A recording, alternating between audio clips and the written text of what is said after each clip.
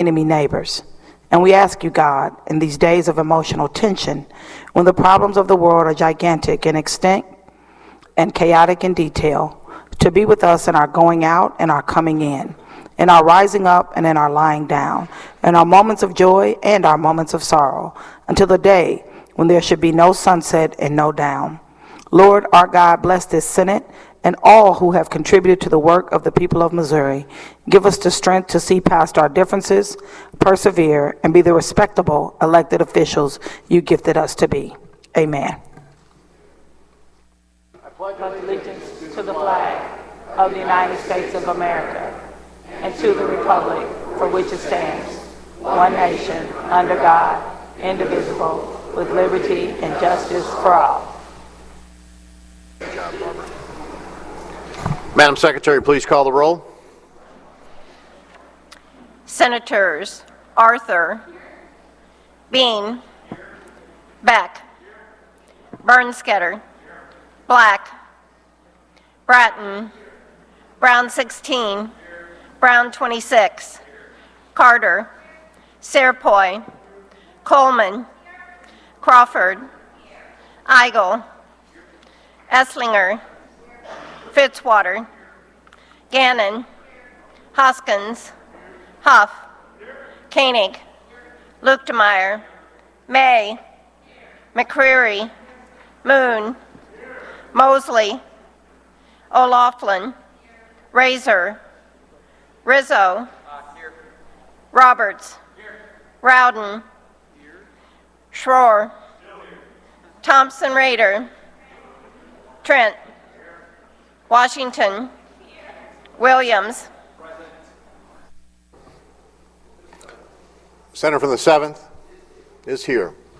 Quorum has been established. The Senate is in session. Madam Secretary, please read the journal. Journal of the Senate, Senator first from regular. Lawrence. Have an amendment? Please send your amendment forward. She's got to make a motion on the journal before you can offer an amendment. Yep. Senator from Lawrence. Yes, Mr. President. Senator from Shelby would need to make a motion for the journal to be waived, and then your amendment could be in order. I'll wait for that. Thank you, Mr. President. Thank you. Senator from Shelby.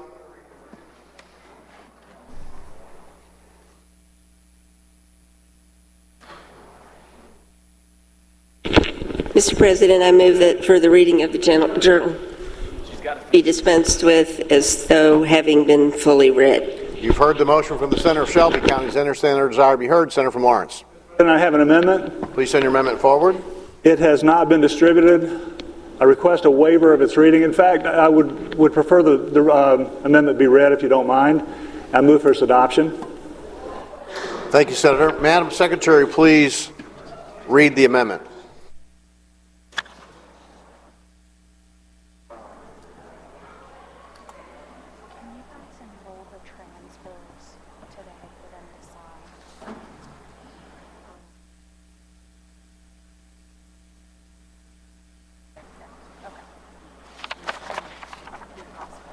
Senate Amendment Number 1, offered by Senator Moon, amend Senate Journal of 5/10/23, page 2741, line 3, by inserting after all of said line the following, quote, the Senate adjourned after having failed to take action to prohibit the sale of Missouri agricultural production land to foreign adversaries, period, end quote, period. Senator, you've already moved for the adoption of the amendment. Would you care to explain it further? President, thank you.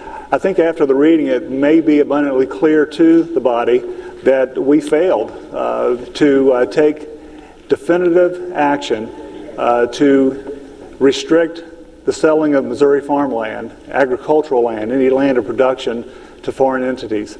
So that, in essence, is what is before us. And if I had 5 members standing, I'd request a roll call vote.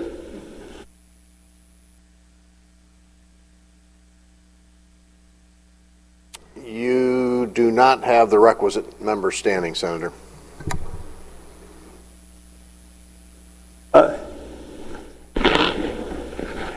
request a standing division. If I have one member standing, please. You have the requisite members standing for a standing division. A standing division will be called. Senator from Lawrence, you may proceed. Thank you. Well, I think it's important that we protect our lands, especially when we are at a place in our society today where there are entities who hate us, and yet we're still allowing them to come in and purchase land, and I think that's detrimental to our national security. So if it's not important to those all across our state, especially with elected representatives in the Senate body, to take affirmative action to do that, we're setting ourselves up for disastrous outcomes. So with that, Mr. President, I would take inquiries if there are any. The Senator from Lawrence has moved for the adoption of Senate Amendment Number 1 to the Senate Journal. Does any senator desire to be heard on that motion? Senator from Cass. Thank you, Mr. President. To inquire the senator from Lawrence, please. Senator from Lawrence, do you yield? He does. Proceed. Well, thank you, Senator, for the inquiry. I know, many people are frustrated by the process that has kind of diluted into where we're at, or de-evolved into where it's at today. But I think this is one of those things of the pent-up frustration throughout the process of the legislative process. And we had numerous big legislative agendas that we wanted to get done. One as a caucus, I know that we've wanted to get done was IP reform. Another that we are wanting to get done is taking care of this disaster that's that you're putting forth before this body to put into the Journal on the foreign land debacle that we as a body came together. We had a little bit of opposition to this, but we saw fit as a body to move forward to put a stop and a closure to over a decade of where we open these floodgates of allowing foreign entities to come in and start purchasing our ground, our farmland. And I was there in 2013, and I remember I was a young freshman representative. I believe I was a freshman. No, I was a sophomore. My first year of my sophomore year as a House member. And I had all these special interests coming to me and telling me, this is going to fix this problem. We have this huge, horrible problem with the loopholes within the law. And this is going to solve that. Yeah. So I, against all my better judgment, I knew that I just felt in my being that this wasn't the right path in which we were to go. 2013. And I remember like even almost pushing the no button, and I pushed the yes button. Over in the House, you push buttons. You don't yes. Audibly vote as we do here. And I'll never forget just feeling like this sickness in my stomach of voting for that. And then what has transpired since then? I mean, it has almost been the floodgates of allowing this foreign ownership. And we saw when this passed, almost like as soon as the ink was dry on the passage of the bill in 2013, what happened with the Smithfield and what happened with that acquisition and our food source, especially our meat source, right, was sold out. Yeah. And I just felt almost a betrayal, to be honest with you. And then this year, I mean, we had that chance to finally, there was a movement afoot to really do something and say no more, zero, we're done, finito. Yes. And unfortunately, it was incapable of happening. You have likely heard, Senator, years and years this has been predicted. In fact, not too long after our founding, where our foreign entities, especially our adversaries, said that America would not be destroyed and defeated from without, but it would be from within. Right. And we allow our enemies to come into our own lands, and we're not doing much about it. And I know that some are concerned about it. I know you are as well. And what do you think it's going to take before we actually wake up and decide to take affirmative action to stop this infiltration and taking of our lands? Let me read. So I read this at a Lincoln Day, actually my Lincoln Day, and it was Deuteronomy 28. 43. And I know people are like, oh, come on, this is Old Testament. It has no bearing on today. But I disagree. I think a nation that was founded, I mean, we say a pledge, one nation under God. And the principles of America in and of itself were that of a Christian nation and the precepts of Christianity. And the Bible was the foundation. And so that is the foundation of who we are. Now, scholars today will sit and regurgitate a ridiculous lie that's a falsehood and we're a secular nation. But at a time, at least at our founding, maybe not now, we were one that really wanted to ascribe to be one that honored God and lived by His precepts. Nature's law and nature's God. I mean, that was the precepts. And this is Deuteronomy 28, and this is really profound. And I think it really hits, especially with the foreign land. 43. The foreigners living among you will become stronger and stronger, while you become weaker and weaker. They will lend money to you, but you will not lend money to them.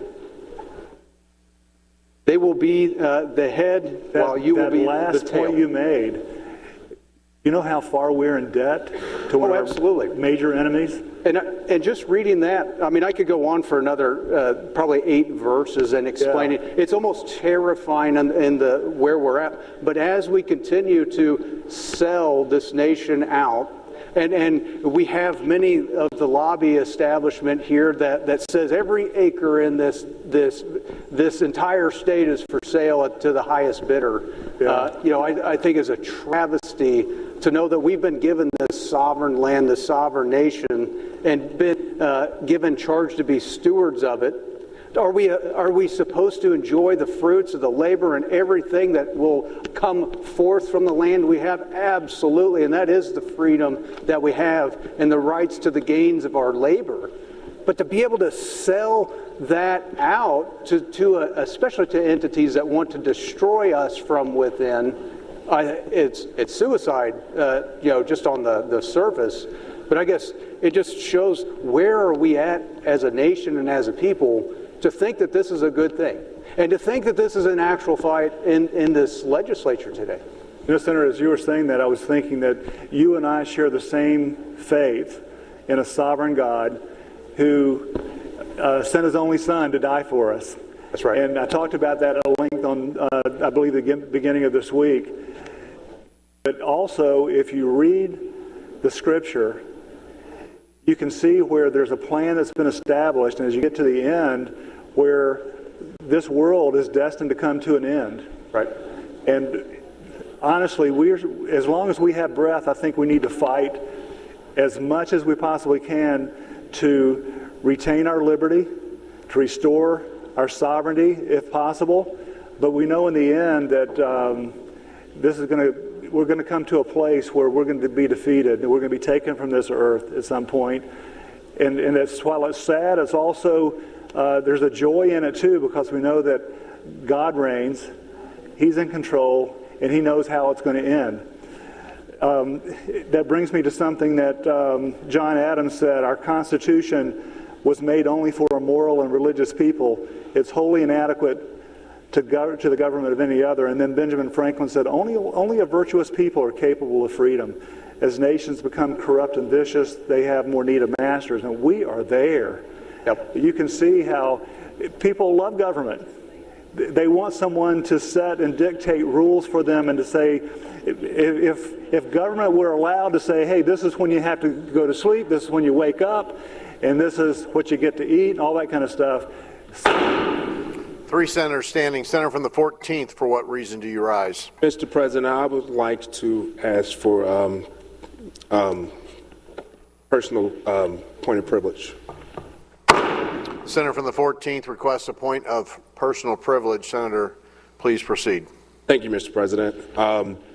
Sorry to interrupt such a spirited, lively debate, but I wanted to take a second to acknowledge a very, very special person today.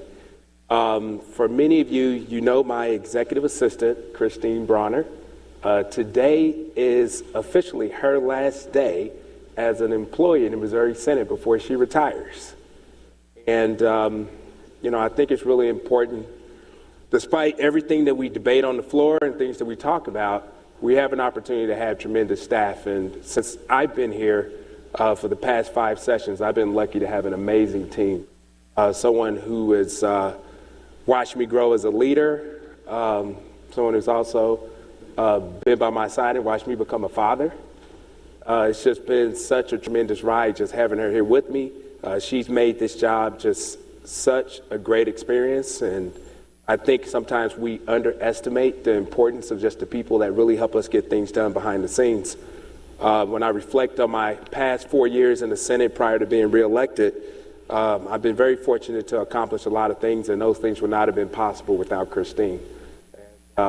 Just to have her as a friend and have her as someone that I care about very dearly, and to think that she's worked under many senators. I think one is up in the gallery now, so I would rub it in his face to say I am the best boss that she's worked for. But again, just grateful to have her as someone that's been on my team, someone that I consider a close friend, someone that I love dearly. And if the chamber could just take a second, despite everything else going on, and recognize her 30 plus years of service to our state, and all the hard work that she has done here in the Missouri Senate to make not only my office better, but also be a friend to many people in the body as well. So, Christine Bronner, thank you for what you do to the state of Missouri.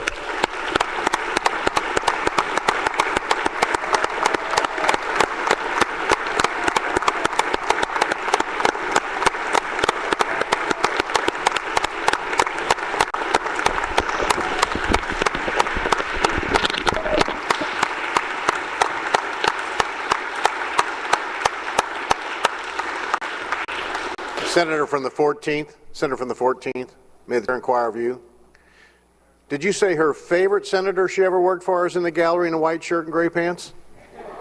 100%, Mr. President. And let's be clear, the former senator is one of my really great friends, and he crashes our office to talk about policy and pick up gooey butter cake ice cream, and has given me arguably some of the best advice when it comes to how you make decisions pertaining to caucus leadership.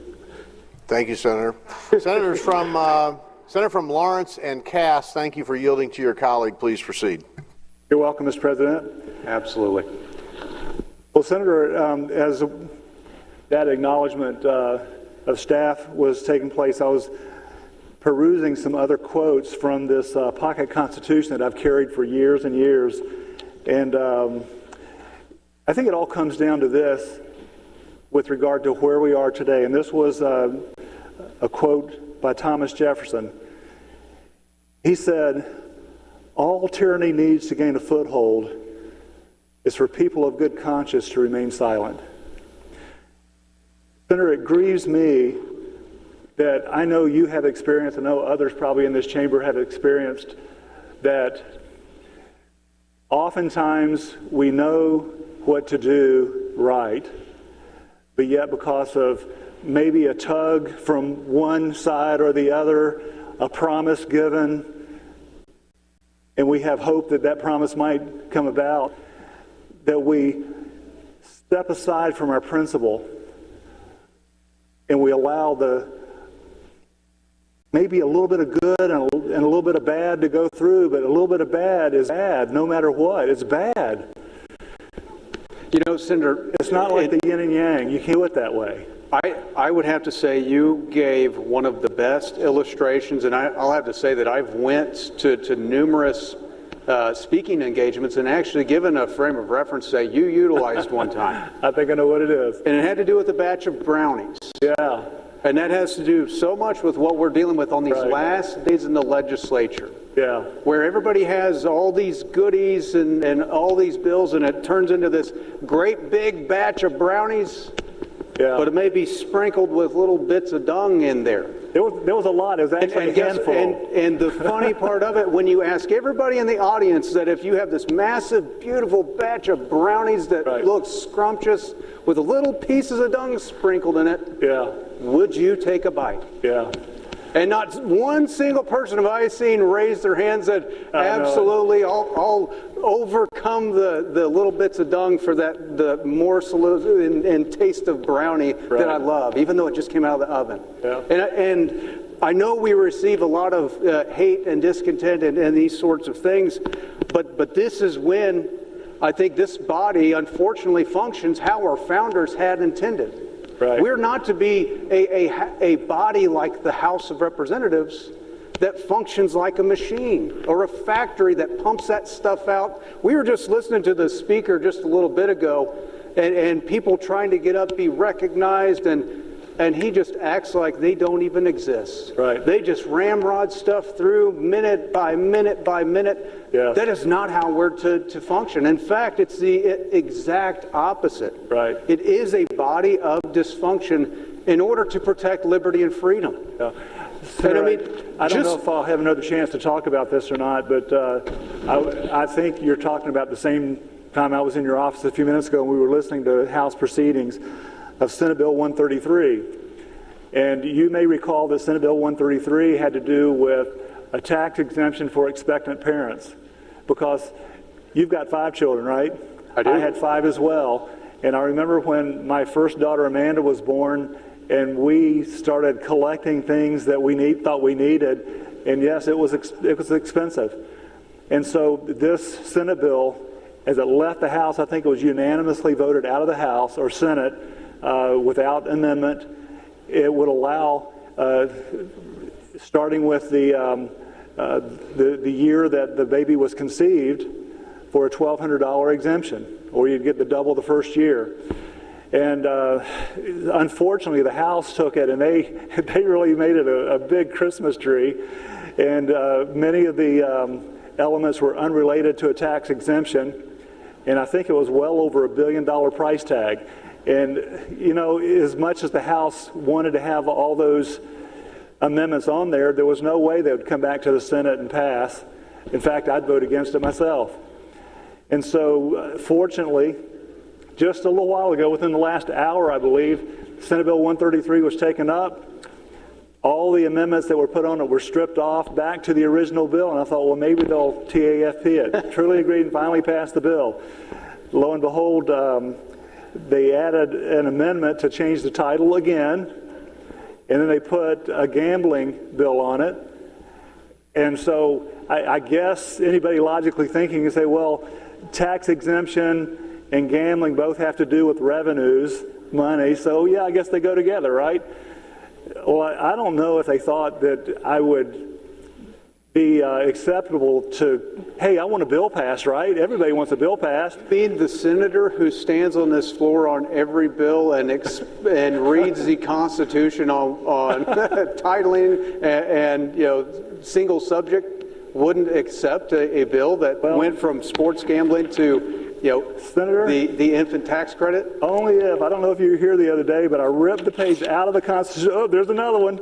I'll just rip that one out too. And then it's gone. So now I look at it, it has nothing in there about single subject. It has nothing in there about having the subject clearly expressed in the title. Oh, I can vote for it now because it's not in the Constitution. What we really ought to do is actually amend the Constitution and take that out. And then I can probably play under those rules. But as long as it's there, I just feel compelled. And I know you believe that I believe that. And so I'm grateful that you brought that up, because I think somebody may think I'm just stupid.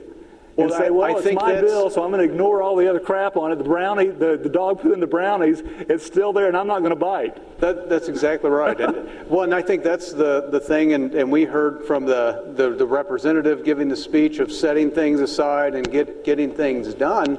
Yeah. But is that really the right thing to do? Is that your constitutional oath? Or are you upholding that when you do that?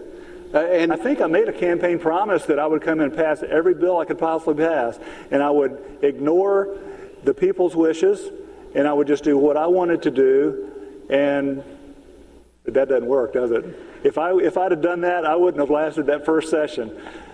But I know that you believe the same thing. We make promises and we swear an oath to support a Constitution, and we have rules to abide by, but yet we ignore those quite often. And so, I don't know what they were thinking over there. Maybe they thought that maybe I'd get sick and somebody else could take up the bill. I guess that could still happen if it comes over, but right. We've got 2 hours and 2 minutes to go. And I don't know that we're going to get very far along to be able to take up any other business. Well, and honestly, we fulfilled our constitutional duty. And I think what was that, Senator? What was that constitutional duty? That is often missed in this chamber. What was it? This is just an addition to the legislative session, but the whole point why we're here in session is for a budget. And for a budget to be passed to fund and appropriate the government and departments at large. That is the reason and the constitutional duty as to why we're here. Anything above that is just gravy, that's the thing that we need to keep in mind. But we also come here as a caucus, as do the Democrats, come here as a caucus with agenda items that are going to be number one items in which we get done. Yes. Unfortunately, if things weren't managed well, if bills weren't referred in time to where everything was a logjam up until it was so late that there's nothing to move, no way, no capability to be able to even have an avenue, it creates this terrible logjam at the end. Yeah. All this capability to hold everyone hostage, hold legislative guns to one another's heads.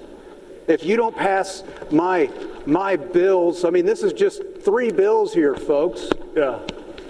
That you haven't had, no one, I mean, this is the Nancy Pelosi, rhetoric that we heard of, you'll know what's in it after we pass it. There's no way we go through all of this and the minute by minute and capability to really dive into this to see if it's good. Right. Yeah, I had that. There was a bill that we were going to take up, I think, and I wanted to ask that question if they thought that we should take the Nancy Pelosi approach and pass it to see what was in it, because there was a cost there that I don't believe a fiscal note was attached to it, and I haven't found one yet. And it's unfortunate, but I believe if that bill would have come to a vote, it would have passed, probably maybe with 6 or 8 votes against it, and it would have become law. And then we would have been scratching our heads in years to come thinking, oh my goodness, what have we done? And then we'd have to pass another supplementals to the budget to cover the costs. And how that happens, I don't know. I guess we just ask the government to turn on the printing press a little bit more and print some more dough. Speaking of the budget, though, over $50 billion. And how much of that is generated by Missouri? About $25 billion of that. Right. And so we're in the hole about half our budget. And so what would happen, Senator, if at some point in time the federal government was so disenfranchised with Missouri and said, we're not going to send you any more money? We would be underwater big time. And what would we do? People would lose jobs, the economy would tank, and we would be in major hurt. And so I think we need to, and I say we collectively, the House and the Senate needs to look at what we can do to constrain and contain our costs all across the departments in Missouri. And we've got to be able to support ourselves without federal help. Well, like the scripture says, the borrower is slave to the lender. Yes. So when we think this is all free, and we think this is, this is just money that we will be able to do whatever it is we wish with, then in turn, you're giving over your freedom, your sovereignty, and especially in terms of a constitutional republic where we are individual states working in unison as a United States, but we still have that individualistic aspect to our sovereignty. Right. Once you give that away, you're literally at the behest of a monstrous federal government. Yeah, I agree. And I know you get it. And I think we all have an understanding of it. But at what point is that decision going to be made where we really seriously have to make some changes? Because we passed things in the budget that may be wanted, but likely not needed. And until we get very serious about what we're spending, we're going to have troubles. And I know people have needs. I know that there are some who need help and assistance. I personally believe that assistance needs to be generated as close to the local communities as possible, because I think for the large part it's there.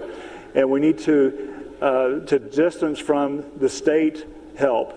And if we could do that, I think we could care for people adequately, and we could weed out the fraud if there is any, and I think we'd be better off if we'd do that.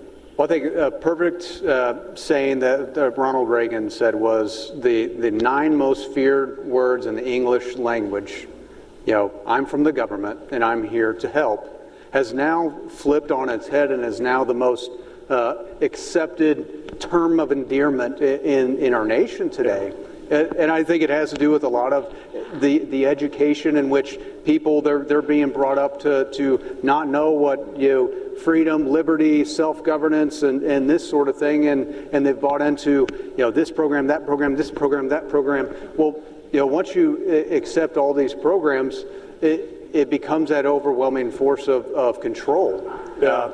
And that's exactly where we're unfortunately finding ourselves, or we have found ourselves for quite some time. We just continue to further that. Senator, today is May 12th, am I correct? Yes, May 12th. It is May 12th. May 12th, is it 4? Yep, 4:05. And if I'm not mistaken, 2 days ago, no, it was just yesterday, Title 42 ended. Yeah. Title 42, if I recall, was it was a result of the COVID pandemic, and it actually kept foreigners out of the country. And now that Title 42 has ended, it's expected we're going to have a mass influx of illegals.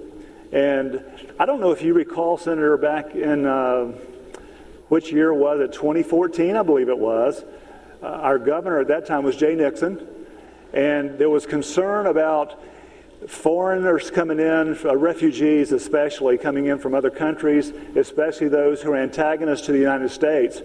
And at that particular time, the United States government admitted that they could not properly vet these foreign refugees.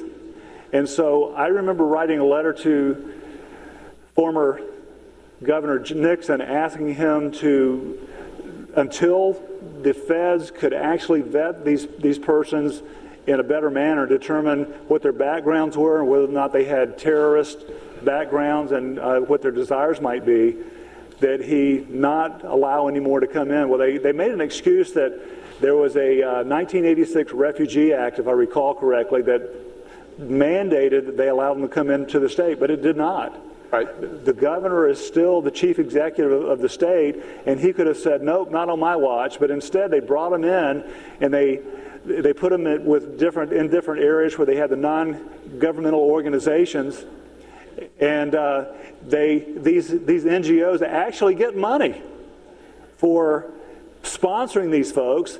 And here was the real irony of it. Once these refugees come into the state, they get established, they're not bound to stay in a particular location. Right. They could go anywhere in the country they wanted to. And then you have things that we've had happen across the country with bombings and terrorist attacks within our own borders. And it's our own doing, partially. So with this Title 42 expiration, I hope our Chief Executive, Governor Parson, is listening. Mr. Governor, it's incumbent upon you to take every measure that you possibly can to protect our borders. And I hope that you will take action that will lead to that, and it needs to be done post-haste. Well, I spoke on this last week on the lesser magistrates, and this is one of those issues, that is exactly Yes. what that is and needs to Absolutely. be implemented with Yes. with this illegal invasion, because that's exactly what it is.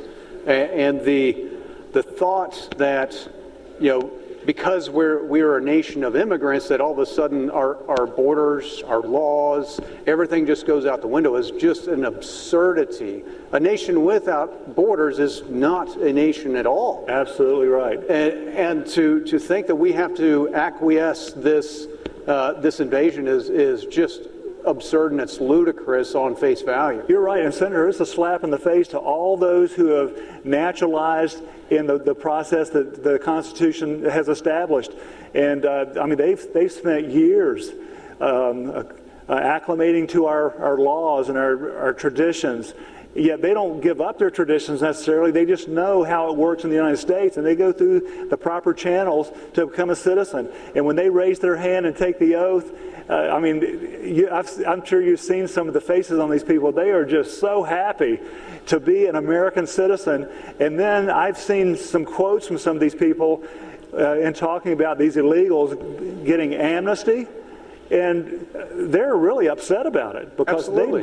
they've done the due diligence to become a citizen in the process that has been established, and just to have all that thrown away and handed to someone just because someone in the executive office has made a decision for them to have that, that's just craziness. And so I would hope that our executives in the U.S., the White House and the Congress and the Senate would take appropriate measures to put a hold on just carte blanche letting people have amnesty, letting them become a citizen without actually going through the proper steps.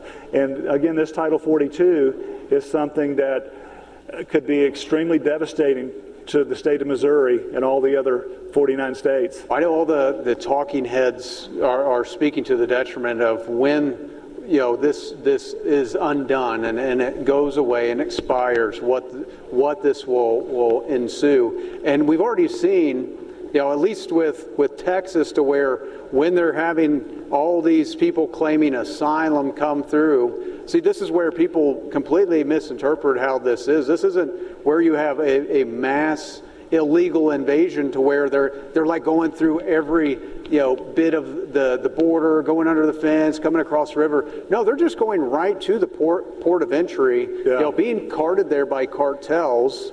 And the Biden administration is just accepting on face value asylum and letting them in and letting them out. Now, I will applaud the Arizona and Texas governors, where they've taken these seeking asylum and they ship them to these cities that have sanctuary policies. Right. And it is hilarious. I don't know if you saw the clip of the D.C. mayor coming out and saying how outrageous these border state governors are for bringing to their city and the detriment that it's caused, and we can't keep up with the influx of all these illegals invading their city. And it's so ironic and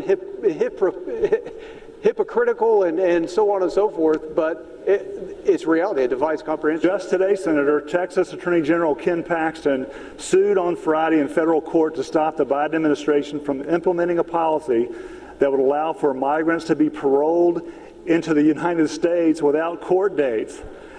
Hours after Title IX public health order had been dropped and the policy had already been dealt a blow in courts, Paxton, who has filed over a dozen lawsuits challenging Biden administration border and immigration policies, filed a request for a temporary restraining order on a policy outlined in a May 10 memo. He joined 12 other states. This is good. Alabama, Arkansas, Iowa, Kansas, Kentucky, Louisiana, Mississippi, Ohio, South Carolina, Tennessee, and West Virginia, and Missouri. So thanks to A.G. Bailey for joining that lawsuit.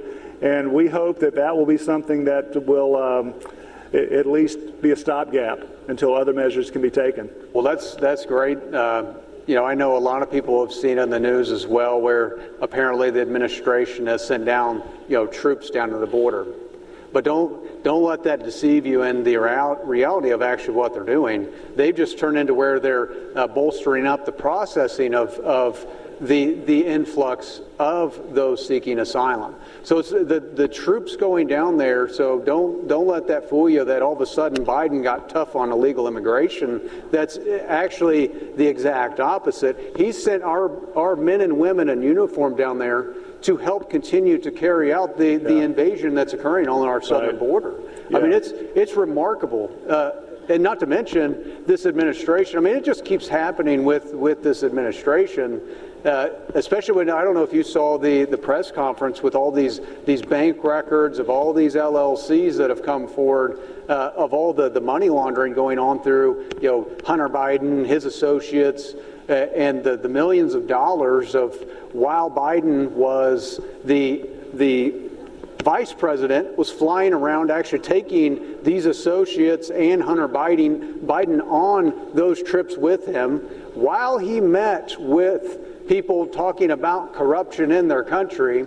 They were out meeting with people receiving millions of dollars in return that were being funneled into their bank accounts. Wow. And they actually have the bank records to document every single bit of all this laundering going on and all these schemes from Biden himself.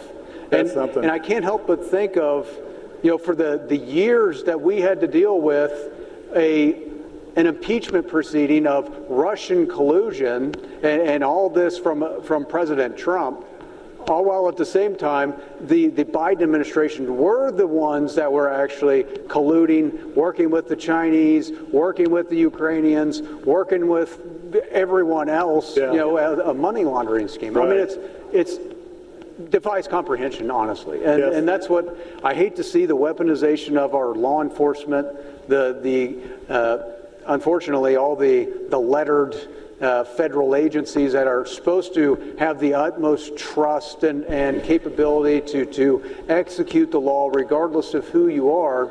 Unfortunately, that's not what we see. They've become this left-wing Gestapo in order to protect the left machine, and that's what they continue to do, and they do everything in their power to keep that in power.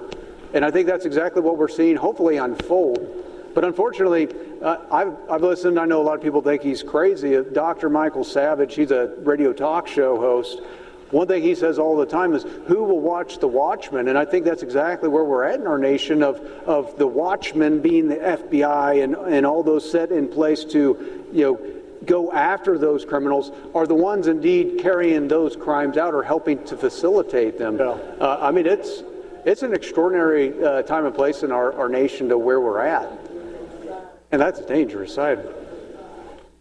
But it's the senator from the 24th, they have her cart, and it was like they're going to ramp her up on the side there. So I saw the senator from the 24th coming in the other day, and that slope coming in from the side doors is something she has to navigate carefully. I mean, she did it well. I thought she was going to do like an ollie or a wheelie or something with her cart there. That's right. But hopefully she'll be well come next session, maybe just in a few weeks from now.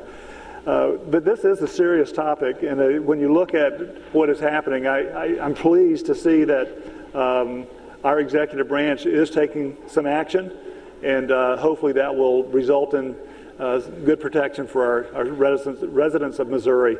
I believe it will. Well, and I know for years and years, the very first year that I came to the legislature, all the way through when I termed out in the House, even to today, I've tried to do the E-Verify system, to where instead of an I-9 form that every employer already has to do for their hires, that we utilize the E-Verify system to ensure that we're hiring a legal workforce, to ensure that there's no exploitation of illegal labor for those ill-gotten gains to kill the American and Missourian working men and women. And unfortunately, the monumental opposition to that is bewildering to me, but it happens every single year, and it ends up dying. I mean, it's extraordinary. It really is. Yeah, right. Yeah. Have you ever talked to anybody who lives on the border, who actually has had some personal experience. Oh, sure. Yeah.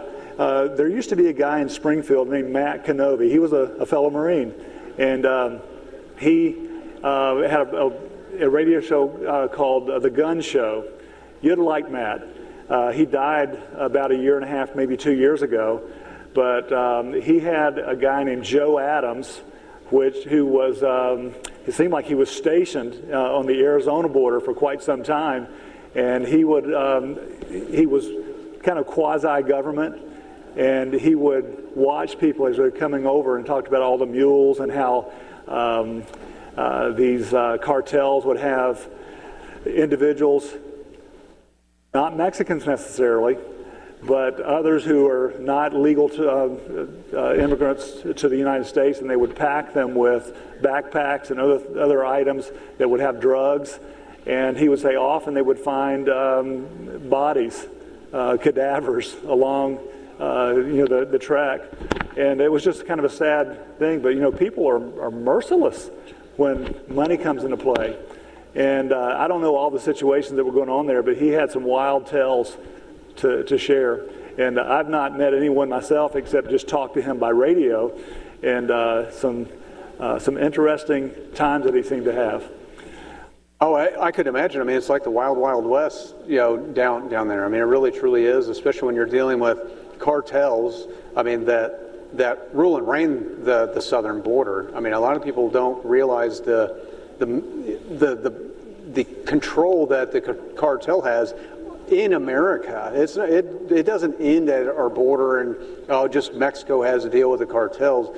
They are just as strong in our southern border, in the American aspect of it, in carrying out all this trafficking of children and everyone else, while we turn a blind eye to it. Yeah. And that just shows just the severity of the issue when we have, it's not just that we're not stopping it. It's almost as though we have an administration and a government that's facilitating and being the end game of that trafficking. They're actually finishing the trafficking aspect. Yeah. Why? Because if they tell those that they're trafficking to seek asylum, they then process them. The United States then goes and flies them or carts them elsewhere and drops them off wherever they're supposed to go. Wow. I mean, it's extraordinary. I mean, it's as criminal as it possibly can get, but nobody's doing anything about it. Yeah, and you wonder what the bottom line is. I mean, are they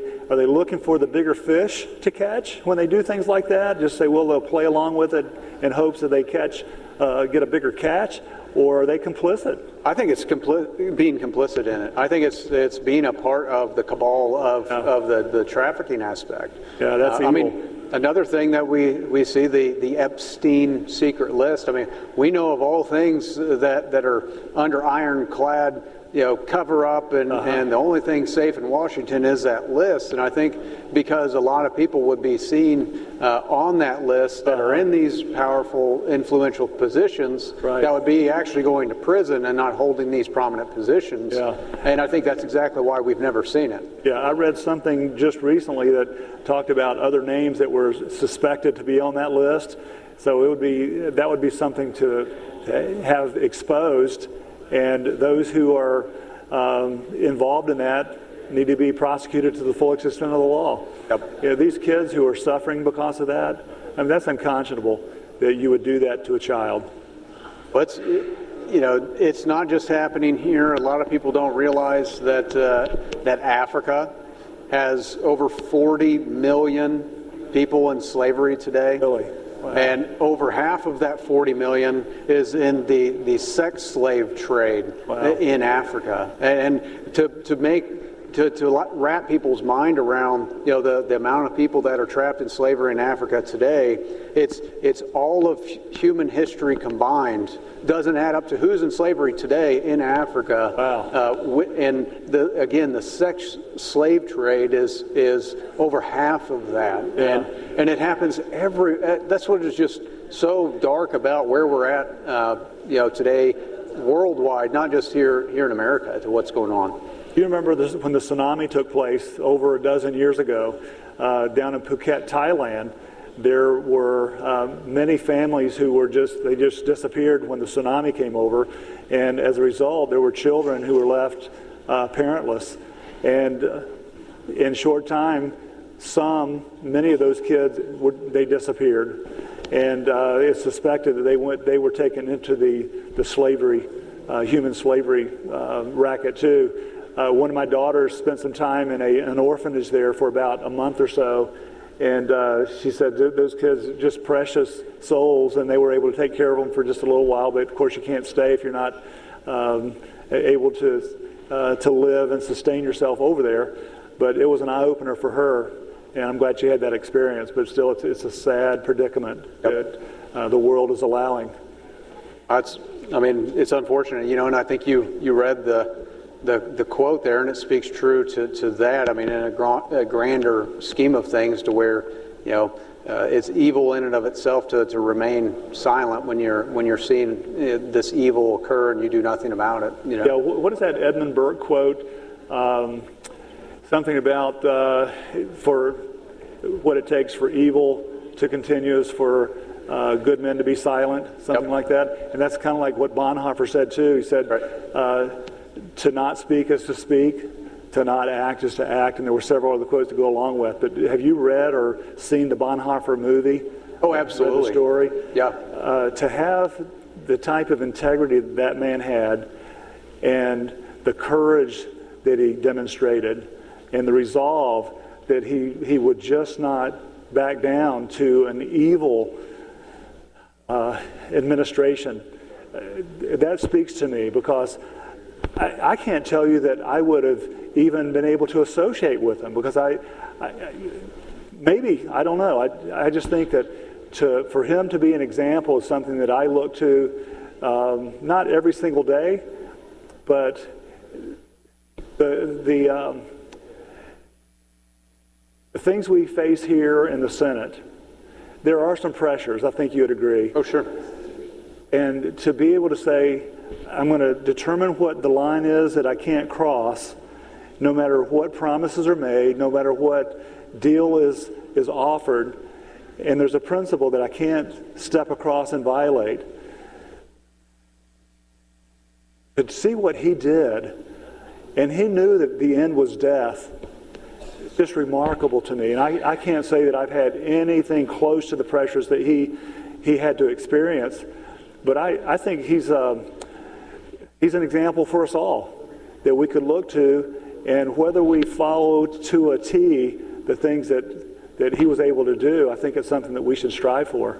Well, I think his story, it truly is remarkable, and how he worked on two fronts. He wasn't just a pastor that regardless of the state and Hitler, and I know there was in a book that I read where he was in this meeting with Hitler himself and all the clergy and all the pastors. Yeah. And he was only one who spoke out against what Hitler was trying to do. Yeah. What did the rest of them do? They told him to sit down and shut up, and you just be quiet, and you stop trying to... Because they were living a good life. Right. Yes.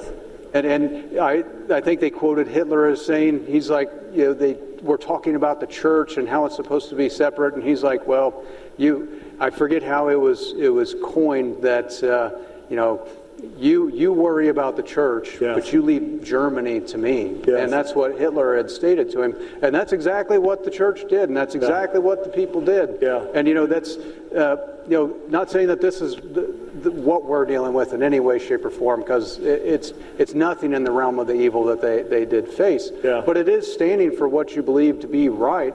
And are you willing to acquiesce? Just give in a little to get this or that, or to be comfortable, or not to be liked. That's the thing that we struggle with down here, because it's so easy just to give in a little. And at the end of the day, you have to look at yourself in the mirror. You have to sit looking at your ceiling in your bed and go to sleep at night. And do you want that on your conscience? Yeah. Yeah. And I've said this to many people. I'll never forget The first time when I was elected in 2010, I think you remember, well, you came in on a special election, but I was 3 years after. you were 3 years after. But I'll never forget, so like the day after you're elected, you rushed down here to do the caucus elections, and they march you into the House floor, and you're doing all the voting and that sort of thing. But what they do for the freshmen is they usually bring in a guest speaker. And I will never forget, as long as I live, our guest speaker was the former Speaker of the House, Rod Jedden. Okay, I was thinking of someone else. And I'll never forget the words he spoke, and it really left an impression on me. And I've tried to be as tried and true of hearing his story, of his rise to power. I mean, here he was, a Marine officer, coming up through the ranks, becoming Speaker of the House of the state of Missouri, had it all at his fingertips. Yeah. And it all came crumbling down. Right. Why? Because he gave in here. He gave in there. And before he knew it, he didn't know who in the world he was looking at in the mirror. Yeah. Yeah. And you know what he said, and I'll never forget? He held up a campaign piece and he said, you know what? All of you just ran. You knocked on it. And I'm acting like this is a male piece because that's what... He's like, all of you knocked on thousands of doors. You had your family, your friends, your closest people knocking on every door, and this is what you were telling them you were going to do. He said, I want you to keep this piece of mail, and I want you to put this in your desk. And every time you start thinking highly of yourself and that you're now smarter than everyone in the room, I want you to pull out that piece of mail, and don't you forget who you were before you got here. Right. Because this building has a great way of changing who you are. Yeah. You come down here thinking you're going to change it. What does it do? It changes you to where you don't even know who you are. And I know a lot of people may laugh and think that's real funny, Yeah. but we look at what goes on down here, and it's real easy to lose ourselves and think we're the smartest people in the room. Yeah. That this guy who has a principled stand is a buffoon. Who are they to even, be here? If they just weren't here, we could get all the good stuff done. But that's not why we're here.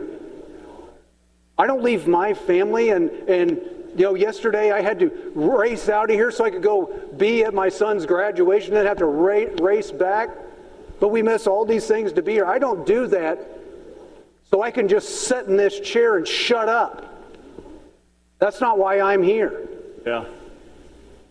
And I know I swore an oath to protect and defend something, and an oath to me is an oath of affirmation that is before Almighty God. It's not before men. It's not before my constituents why I do this. That's something important to remember, Senator. And it's something that I hold near and dear. That. Even more so than a piece of mail or a piece of literature when I knocked on the very first door. Sure. Scared out of my mind, not even knowing what I was going to say. If they answered the door, why I'm running for office. Right. Yeah. It's funny when you were mentioning that. I thought you were going to talk about someone else coming in because that person, I had heard rumors that someone said that a job of a freshman legislator was to sit down and shut up. Exactly right. And I thought, that can't be true. Well, because I was elected in a special election, the election was April 4, if I recall. I was seated on April 22nd. And you remember, in looking at it today, when you perfect a bill over in the House, I mean, it's fast and furious sometimes, and they were also third reading bills my first week there. And I thought, oh my goodness. And I had taken time to read some of the bills, so I kind of knew a little bit about what was going on. The second week, though, I was underwater. Third week, we were rehashing some of the things. And I think it was about that time that we were standing outside the Speaker's office, and someone leaned to me and said, hey, you'll do okay, just vote with the Speaker. I remember and that. I turned to him and I said, what'd you say? And they said, you'll do fine, just vote with the Speaker. And I said, are you serious? And they replied, yes. And I thought in my mind, I didn't tell them this, but I said, to myself, the people of Lawrence County didn't elect me to just vote with the Speaker. And Senator, I think that it was providential that I was elected at the time that I did, because I didn't see the beginning of the process. I just saw it when the fire hose was blasting at full, and I had to make split decisions, and there were times when I voted against the party, and at the time the speaker would send out, I call them the minions, and they would try to proverbially twist your arm. And I think they figured in short order, when I could explain my votes and justify my position, they stopped coming around. But that was an experience I wouldn't give up, because it kind of set the tone to where I am today. Now, not many like that position, but that's just the way it is. And so I'm grateful for that. One of the things that you talked about earlier was with regard to Bonhoeffer and how he stood against Hitler. I had an opportunity to go to a foreign land about 14 years ago, and it's a place where they, well, I'll just tell you, it was the country of China, and they have what they call the underground church there. I believe the underground church is the fastest growing church in the world, and it's exploding. And I was able to go to one of their meetings, and it probably had half a dozen Chinese there. I was astounded at one of the comments I heard them make. They were praying for the persecution of the American church, and I thought to myself, why in the world will you be praying that? I didn't get it at the time. It was probably weeks after I got home that I realized that those guys there were having to live out their faith, because if they got caught worshiping in a setting that the government didn't approve of, they could be imprisoned. Now, they did have what they call, and still do, what they have called the Three Self Church. It's a government-sponsored church, and they can preach, but it has to be approved by the government. So it's kind of like what Hitler was doing back then. And so what I realized, what they had intended was that if we as Americans, and even across the world, if we take our faith so seriously that we actually practice what we say we believe, we would be totally different. And I think we'd be more on fire from the Lord than we are, because we know what the end is, and how soon it comes we don't know.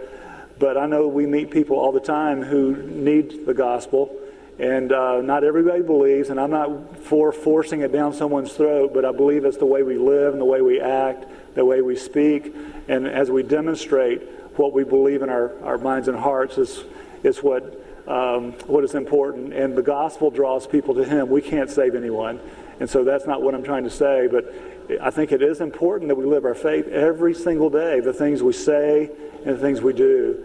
And so that's all I wanted to say about that, but I think it's important. Well, I think you're right with the complacency of what we see in the American church today, but the complacency of people in general, and the willingness to stand out and stand alone if necessary is one that is difficult to really comprehend. Yeah, and especially doing it for the first time. That's the most difficult thing. I heard it likened, I think, like the Apostle Paul likens, exercising your faith and really doing so in terms of working out, or athletics. Right. And if you never exercise it, you're never going to actually be willing or good at to where you're going to be effective in the exercising of standing up for what is right, regardless of what the issue is. Yes. But it's until you start working that out and doing it, and I'll never forget in the House, seriously, my story in coming up, I should have never been elected. I had no clue what it was to even be an elected official. Honestly, I just felt a call, and I was faithful in that. My greatest fear in the entire world was public speaking. Like, I don't know if people know these studies. I can't tell it now. That many people are more afraid of speaking in public than they are of dying. The vast majority of people who have that fear, and I was one of those guys. And I know people who were probably coming into the House with me. The Democrats figured that out really quick over in the House. I was like, You had a became lot of their inquiries, guy. huh? Because I was petrified, I was terrible at it, and I knew I was terrible at it. And once like all eyes, especially in the house, all eyes are on you, it's like you lose all train of thought. And I'll never forget, just like, why am I so terrible at this? And why do they keep calling on me? And why is it that they call me to the car? Well, but it was that exercise. Yeah. Even though, gosh, I hated it. I had to stand up and I had to inquire. But then I started to get better at it. The more you exercise that capability, that's right. do I still like to get up and speak in front? I don't. I still don't like to speak in front of people. It's not my favorite thing to do. Yeah. But it's the more you do, the more you exercise it, the more capable you do become. And that's where people always ask, well, what can I do? Well, first, to do and become any sort of change, speak up. Be willing to stand up and be alone. Yeah. In any matter that you feel and you know to be right. Because if you're willing to do that, others will see that courageous act, and they themselves may stand up with you as well, and you're not alone. Yeah. But until that one person actually stands up and is willing to stand alone, regardless of cost, then other people will sit complacent and idly by as atrocities occur around us. Yeah. Have you heard of Family Life Today? Oh yeah, I've listened to Family Life for years and years. Years ago, Dennis and Barbara Rainey, I think it was Dennis Rainey and maybe Bob Lapine, I can't remember who was on the show at that time, but anyway, he had a co-host. He talked about, I believe it was a bunch of fifth graders that he was teaching, and he decided to perform an experiment. And so he took two kids aside and he said, look, here's what I want you to do. I'm going to ask some questions, and I want you to kind of be the leaders in this, and all the others, I can't remember, maybe 20 other people. So he had asked this question, and it was one that was kind of like, well, I don't know if I want to admit that or not. Well, these two would wait for a little while before they would raise their hands. And as soon as they raised their hands, everybody else was like, and they would raise their hands too, because nobody wanted to be the odd man out, right? Yep. And they asked question after question, and it went the same way, and then they finally blew the cover and told them what was going on. And the point was, sometimes you are going to stand alone, and it's difficult. And I can say sometimes it's like, well, do I really want to be the only no? But I've done it for so long. What's the big deal? Now it's no big deal, right? See, right. It's that principle of, hey, once you do step out and you do start exercising, it's like doing the right thing. But as soon as you stop, you do atrophy, that capability of doing it. Yeah. And the sooner you learn that, the better off you are, because there are a lot of things that aren't right, yet we go along with the flow, like the salmon, going, and they go against the stream, or against the current. But it's important, especially for young people, to understand that sometimes doing the right thing is going against the flow, and it's uncomfortable, extremely uncomfortable. I think I saw a C.S. Lewis quote, and it's phenomenal, and it said, when there's a crowd running towards the edge of a cliff, it's the guy running in the opposite direction that looks like the lunatic. Yeah.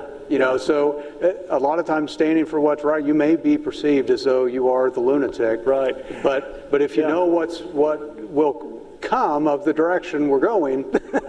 There's a guy named Kit Farrow who was a cattleman from Cheyenne Wells, Colorado. And I remember when it was like 24 years ago, I went to a forage conference in Springfield. The keynote speaker was Kit Farrow. And I was just getting into it. I didn't know what I was doing. My grandparents, one was he had a few animals occasionally, but he was a carpenter most of the time, and he worked other jobs. And then one was a crop farmer, and he had some hogs. But the few visits that I had at a week at a time during summers was like, this is fun, but there's no second thought about doing that when I grew older. So when Denise and I married, we were working jobs and then kind of got the itch for land. Anyway, long story short, about 24 years ago, we bought a farm and had been raising cattle. I didn't know anything about it except, well, there's an animal. And then I was looking for answers to questions. And so Kit Farrow was the keynote speaker for that forage conference some 24 years ago, and what he said made sense. And I thought, well, I'll look into more of it, and then started following the lead on that. And one of the stories that he told was about the buffalo. And he said when there's a storm, you'll find that buffalo run into the storm. And I thought, that's remarkable. And he said the reason it happens is when you run away, the storm's still following you. But when you run into it, you meet it head on, and there's a brief tumult, and then you're out on the other side. And I thought, that's a lesson we could all learn.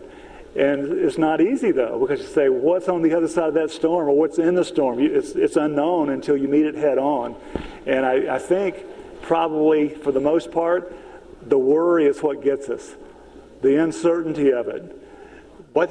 Oftentimes, it's easier than we think. Jump in there. If you remember, David Barton gave another analogy about a lion and the way lions hunt. That's right. That's right. Run towards the roar. So the male lion has a roar that carries and is very intimidating. But what the lionesses will actually work around to the back of the zebras or whatever. Right. And then the male lion, being all by himself, will start the roar. Yes.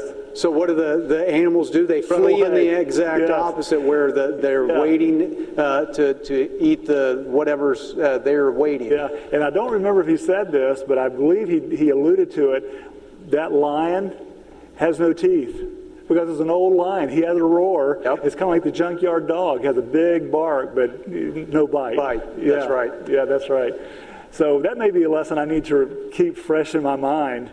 There could be different applications that we make for it, but that's an interesting concept. So. Well, and I think in terms of down here, I mean, it's real easy to go with the flow. It's real easy to allow things just to continue to progress and get done. But why are we here? What is it that we're here to do? I mean, are we here to do the big things, or are we here to do the things that in actuality, you go back and you talk to your people, you knock on the doors, and they have no clue what in the world you're even talking about, nor do they care, nor is it anything on their mind. And I think that's where it's incumbent upon us. We've been granted these huge supermajorities in both chambers to carry out those big, tall tasks that unfortunately we do see all over this nation, but we don't see that so much here in our capital.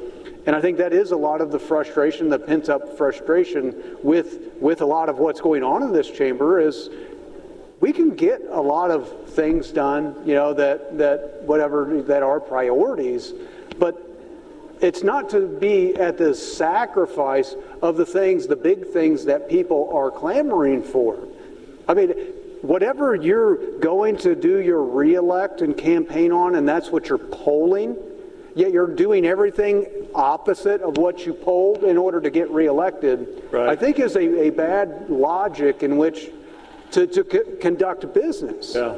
Now, I'm not saying that some of the things in between the lines can't be done, but not at the sacrifice of those things that you're actually running on and getting elected by. Yes. I think one like the IP reform. We had ample time all session long to really formulate something like that. Wasn't that one of our priorities? That was a priority before we started, and here we are the last day, and it doesn't look like that, unfortunately, is going to get done. Yeah, an hour and 15 minutes. We have just a short amount of time. And I know everybody's going to go to a microphone and say, oh, it's because of 5 people, they did this. No, it's months that we had to formulate. Because if people want to understand how this body works, the later it gets in this session, the less real capability to actually get big things done in this chamber is likely to actually come to life and actually pass and come to law because of the power of the filibuster. Yeah. So if you suspend doing the big, tough, heavy lifts at the beginning of session to where you have that time to iron this stuff out, let the process work, if you don't do that, then you're left at the very end trying to get mountains of things done, and then saying that we're just going to sacrifice all the big things in order to get these things. Senator, you mentioned that, and I think that we probably talked about it, at least had conversations where we've been in the same room about it, where if we were to take one idea and deliberate that idea, and if it's good, we could pass it out of this chamber, send it over to the House, and then they could say, you know, it's a good idea, let's just TAFP it, send it to the governor. What the House did this year, I thought was nuts, because they had an idea where I think each committee was going to get 2 bills out, and so that required, if someone wanted a bill passed, they had to load up a bill to even have it considered. And I've had conversations with others in this chamber over the past few years that why can't we have single subject, simple bills passed and let those go through? And I've been told that it's a good idea, but we can't do it because it's too late. I don't think it's ever too late to do something like that. I'm saying it's right, so I think it's the right thing to do. But if we expect things to get passed at the end of the session with an hour and 12 minutes to go, because there's no other way to do it except add it on to another bill, even though it might not be the same germane topic in the beginning or at the end, I think we're fooling ourselves, because oftentimes we're doing things like they do from the Congress from California talked about, let's pass it and then see what's in it. That's not what we should be doing, and I don't think anybody has that intent, but that it results in that sometimes. That's right. And we need to be very careful, because you mentioned about getting elected. We make promises to our constituents. They have expectations upon us, and oftentimes they're not able to tune in all the time. Like, we're in the middle of it. We should know what's going on. I think we do most of the time. But they expect us to come back and explain why we can't get it done. And you're right. They'll tell that the senator from Cass and the senator from Lawrence, they held up the session now for like an hour and 15 minutes, and they were the reasons. Okay, I guess I'll accept that blame, but I don't think everybody's going to believe it was just our faults. You know, it's remarkable, especially if you want to get real technical and go back from January up till just even a month ago of the time that we could have potentially had to get these big, heavy lifts done. And that's the unfortunate thing, especially when it came to things like bill referrals. I know in the House that was always the most frustrating thing, is the Speaker would literally hold up bill referrals, and he had the capability to hold it up till like today and refer it to a committee. Right. Well, what do we expect when you go down that road in that process of delaying all this logjam of legislation and things and priority items of every member? You logjam that to the very end. Yeah. It's like the last thing you do. And then all of a sudden, everyone has a priority, and then they have no way of trying to advance that priority. And then at the very end of session, want to come to you and say, well, we get you had priorities, but, well, he had a priority, and, well, his priority is more important than your priority. Well, he had a priority, and his priority is more important than her priority, but we're going to move her priority. Yeah, I mean, and the frustration that's going to come with that, and especially a body like this where one senator or two senators can come up and be like, yeah, no, I don't think that's going to happen today. That's kind of like what we're doing right now, right? So when you facilitate and foster everything to where it log jams to a week like this week, and then get mad because you're going and telling this guy to sit down and shut up so this guy can get his victory lap. Yeah. And then you're like, well, this victory lap, that's not a victory lap. This isn't a tax cut. This isn't what I campaigned on. In fact, it's the antithesis of what I campaigned on. Yeah. Yeah. I came here to limit government, not continue year after year. Like, I keep holding this up because if I cleaned off my desk yesterday, and I seriously probably couldn't lift up in just 1 week of legislation this much in 1 week. Right. And for people to say that you just need to bite the bullet and let it go. Oh, but your priorities, yeah, sorry. Yeah. I just, that's where I struggle with, if we're going to be, working together and collegial and everything's supposed to be, kumbaya, that's fine, but it can't just be certain people kumbaya and then others, well, tough. And just go along and stop being me. That's what, I wish people would understand. Right. Yeah, I won't give away everything, but I know that I was at least close enough by when some promises were made to you, and it was like the promise wasn't even made, apparently. Well, and I'll bring it. One thing that is extremely important to me, and I know that people may say it's an outdated deal, but was the requirement to get a vaccine in order to stay employed. And I think that's an egregious overstep of anyone. My rights stop at your nose and your rights stop at mine, but this was a total infringement to be able to overstep their right to extort you. If you want to feed your family, you have to do something that actually does potentially carry a level of harm with the action. Especially when this drug is virtually unknown still. And I read a couple of different days a book that was called Sudden Death, and it gave clear examples, some that can be researched if you want to, on this jab that was required that you're talking about, and people died as a result of it. Yep, and that's exactly it. So that was one of my priorities. Why? Because I guarantee you, everyone in this body got 1,000 emails over that. Please do something to help us, to protect us, to ensure that we can actually continue to provide for our families and not held this over our head of something that I am emphatically against, morally, whatever.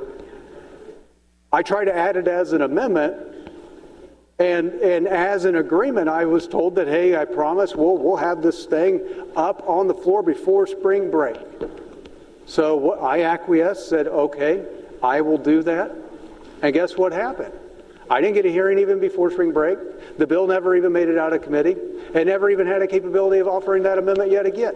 And still here we have thousands and thousands of Missourians that are still out of work and incapable of having a job because of these policies. And Senator, for clarity, even today, that bill you refer to has not been moved. It hasn't been moved. It died. Yeah, absolutely. Wow. So and so who suffers? And this is it the us? the Do we suffer in frustration. the Senate? Or is it the people who are anticipating and trusting you to get it done? And it wasn't your fault, because I heard the promise. That's it right. should have been done. And that's the frustration I've seen with this body, that all of a sudden offering an amendment, you become a hostile person and you're hate-filled and how dare you. It's like, no, this is my capability to be able to try to advance legislation and try to. Now, I would love a perfect world to where my bill gets a hearing and I get my day in court right here on this floor, but unfortunately the systems and processes in place have been, pit against me to where it won't move, it won't be voted out, it will never make it to this floor. And then you want to complain that this is my only avenue and only remedy in which to try to advance that policy. And so let me see if I understand this correctly. If you accept the promise and that promise is not kept, you're not really supposed to say anything about it, because you want to be a team player. And they want you to, whoever made the promise wants you to be a team player. Yet your promise is not going to be kept because they've got other priorities and they're going to move along. So you should just sit down and shut up, because you can't make any kerfuffles, or you can't create chaos, as it's called, because if you do, then you're considered the obstacle. That's right. So how's that work? I mean, is that really the way we should be operating this chamber? No, absolutely not. And that's the unfortunate situation we find ourselves. If we were all given the capability to be able to advance stuff, and we know other things are heavier lifts, and that's understandable, but there's also the capability, we have 5 months to give the time to try to work that policy out to each individual. I think you'll see things really tamper down. But when you're just told to sit down, shut up, don't even ask questions on bills, don't try to add an amendment to something, don't do this, don't do that, don't do this, don't do that, while others, my God, it's just fair game for anything and everything. So just for clarity for those who might be listening in, someone sent a text here and asked if the audio was cut off. I don't know. But someone who listens very closely apparently can't hear. I don't know if the audio is still running or not. But in any case, what it sounds like is that we're expected to have all the issues resolved off the floor. So all we do is come in here, take a seat, vote yes or no, adjourn, go home, come back the next day, do it all again. So everything's scripted. Okay, I can see in a perfect world where that could be the case. And sometimes it is, because it's good to resolve issues that really shouldn't be aired out publicly in private. I understand that.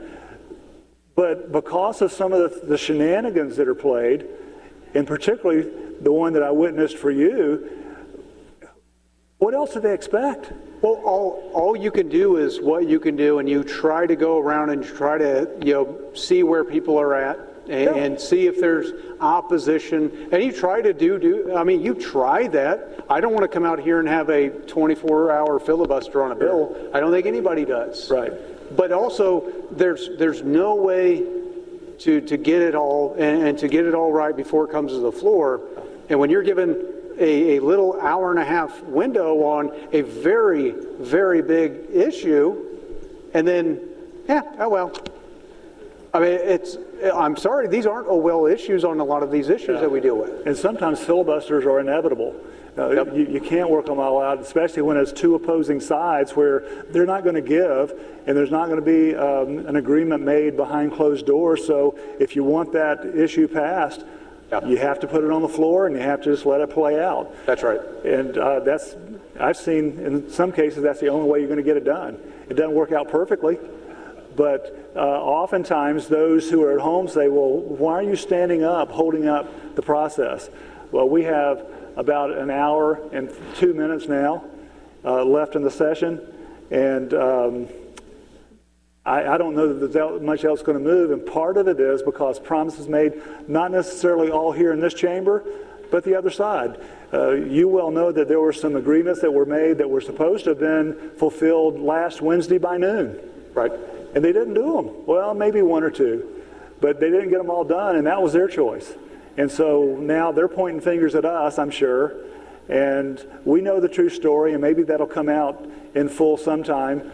But it's not to throw anybody under the bus, but it's just the reality of it. And some of these conversations aren't made public, and they're purposely not made public because you have a confidence that you agree to, and you expect that individual that is agreeing to the promise to fulfill it and keep their word. And when that doesn't happen, there is no other recourse. You can't just say, well, okay, I'll just sit down and shut up because I didn't get what was promised to me. And oftentimes, even sometimes members in this chamber don't understand what happened behind closed doors. And that's the reality of it. Well, you've mentioned it before. I think it's in Proverbs to where the first to plead their case is always right until the cross-examination begins. Yes. And a lot of times it's easy to go out and portray something and give your side of the story and make yourself seem justified in all the actions or how these people are bad. But until you hear that cross-examination of, well, here's that other side of the story of everything that transpired. Right. Don't draw conclusions too rapidly before you come to that. Yeah. Because a lot of times it's not even remotely what you think or thought that it was. That's an important point, Senator. Sometimes what seems so true, and I've done it before, I've agreed prematurely and then realized what is really the truth, and then you're stuck sometimes. Yeah. And you have to have your hat in your hand and go and say, I'm sorry, but now I know what the truth is. So I'm not always as careful as I should be, but I try to be careful not to agree too quickly. You have to hear both sides, and then sometimes it's still not clear. So you have to, again, sometimes get both back together and hear them again and see the new evidence and weigh that out. And it's not always the easiest thing to do. Nope. But it is what we have to deal with. No, I totally agree, and it's unfortunate that we're at this juncture. I mean, it really is.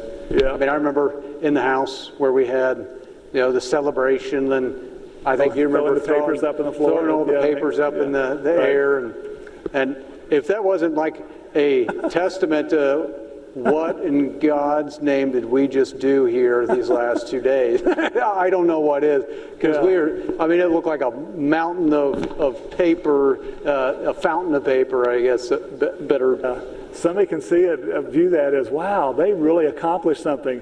But when you look at what has happened, it's like, oh my goodness. Yep. What a waste of a celebratory sign there. And I hope that's not the case this year, Senator. We only passed, I think I counted, other than appropriations bills, about 34 bills. And that's about on par that what we passed during the pandemic. Usually it's up in the 90s or so. So we're a third or 2/3 less. That might be a good thing. But I do know that some of the bills that we passed may not be clearly known for a while. A lot of good stuff, I'm sure, but there could still be a lot of bad stuff in it. In fact, I would guarantee that there's bad stuff in what we passed. And who's the loser in this? It's the constituents, those who are working hard, trying to make ends meet with, some say 8% inflation. I'm saying it's 40% plus inflation in some areas. And they're not getting pay raises, but yet they're having taxes raised in the way of fees this year. And while departments, I would say many of them work real well, they may be efficient, I think we need to become more efficient. I think the belts need to be tightened in the state because we're not superior to anyone. Right. Fortunately, we didn't get a pay raise this year, and I'm kind of glad that we didn't, because there was like an 8.6 or 8.7% pay raise for statewide employees, and maybe it's deserved. But if not, everyone in the state can realize that, and I'm not saying that the state needs to give it because we don't have the authority to. We don't have the funds to do it either. It needs to be gained by hard work and effort, and I believe that there are people out there doing it. But until we can tighten our belts and even cut our budgets to the point where we're working with as thin of margins as possible, I don't think we ought to be raising taxes on anyone. I wholeheartedly agree with that. And you know that there are departments in our state that have huge surpluses of money. And some have revolving loan funds that they lend to municipalities to make upgrades in certain systems that they have. I know it. I've seen them. In fact, I tried to strip one of those funds one year, and the chairman of the committee shut me down and wouldn't let me fully explain it. Of course, there was only one vote to do it, and it was mine. And that was the last year I got to participate on an appropriations committee.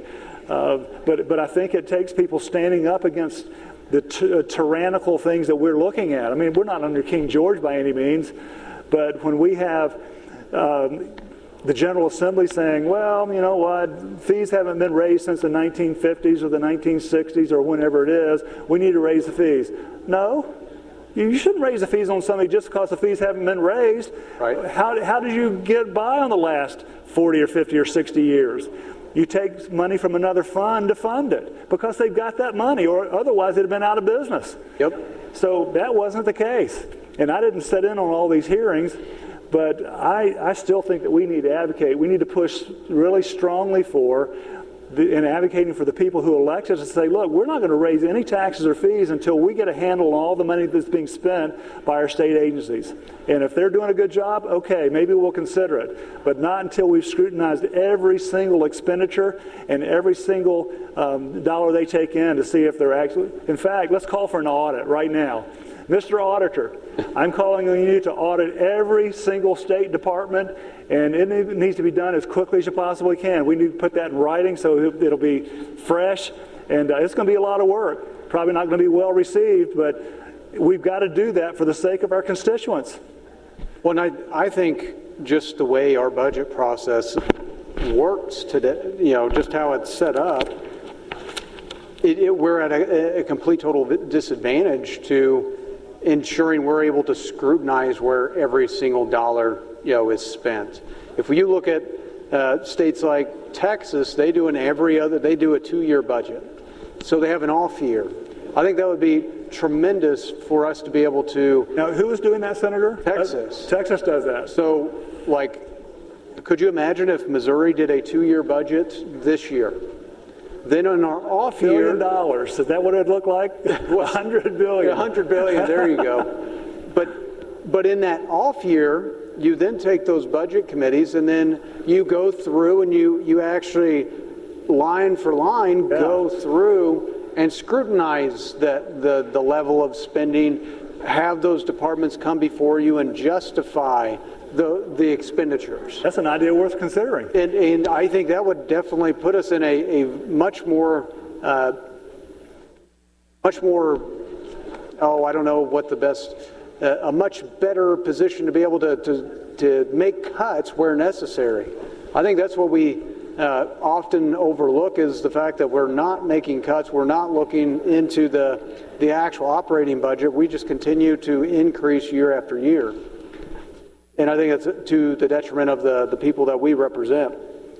So, I mean, there's many ways we could do that. I know he was a representative. He ran for auditor as well.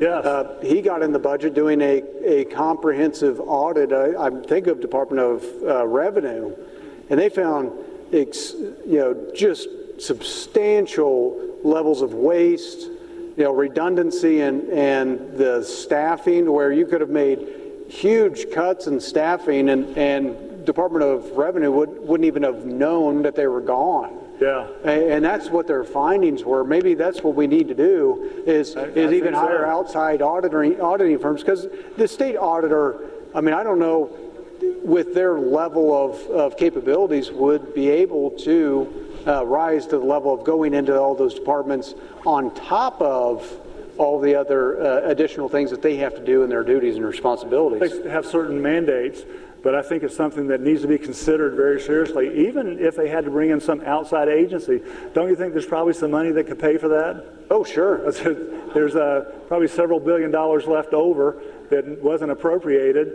I don't think it would cost that much, and there are folks, especially have an independent group come in, they don't have anything to gain or lose, and so it would be good to see, and I think it's necessary. That probably needs to be done more regularly than we are. Well, a lot of people don't realize I know a lot of people know that I'm a former county auditor, and every single county has to do an external audit. So, I mean, they have to pay for their own audit of themselves to come in and go over the financials and make sure everything's on the up and up.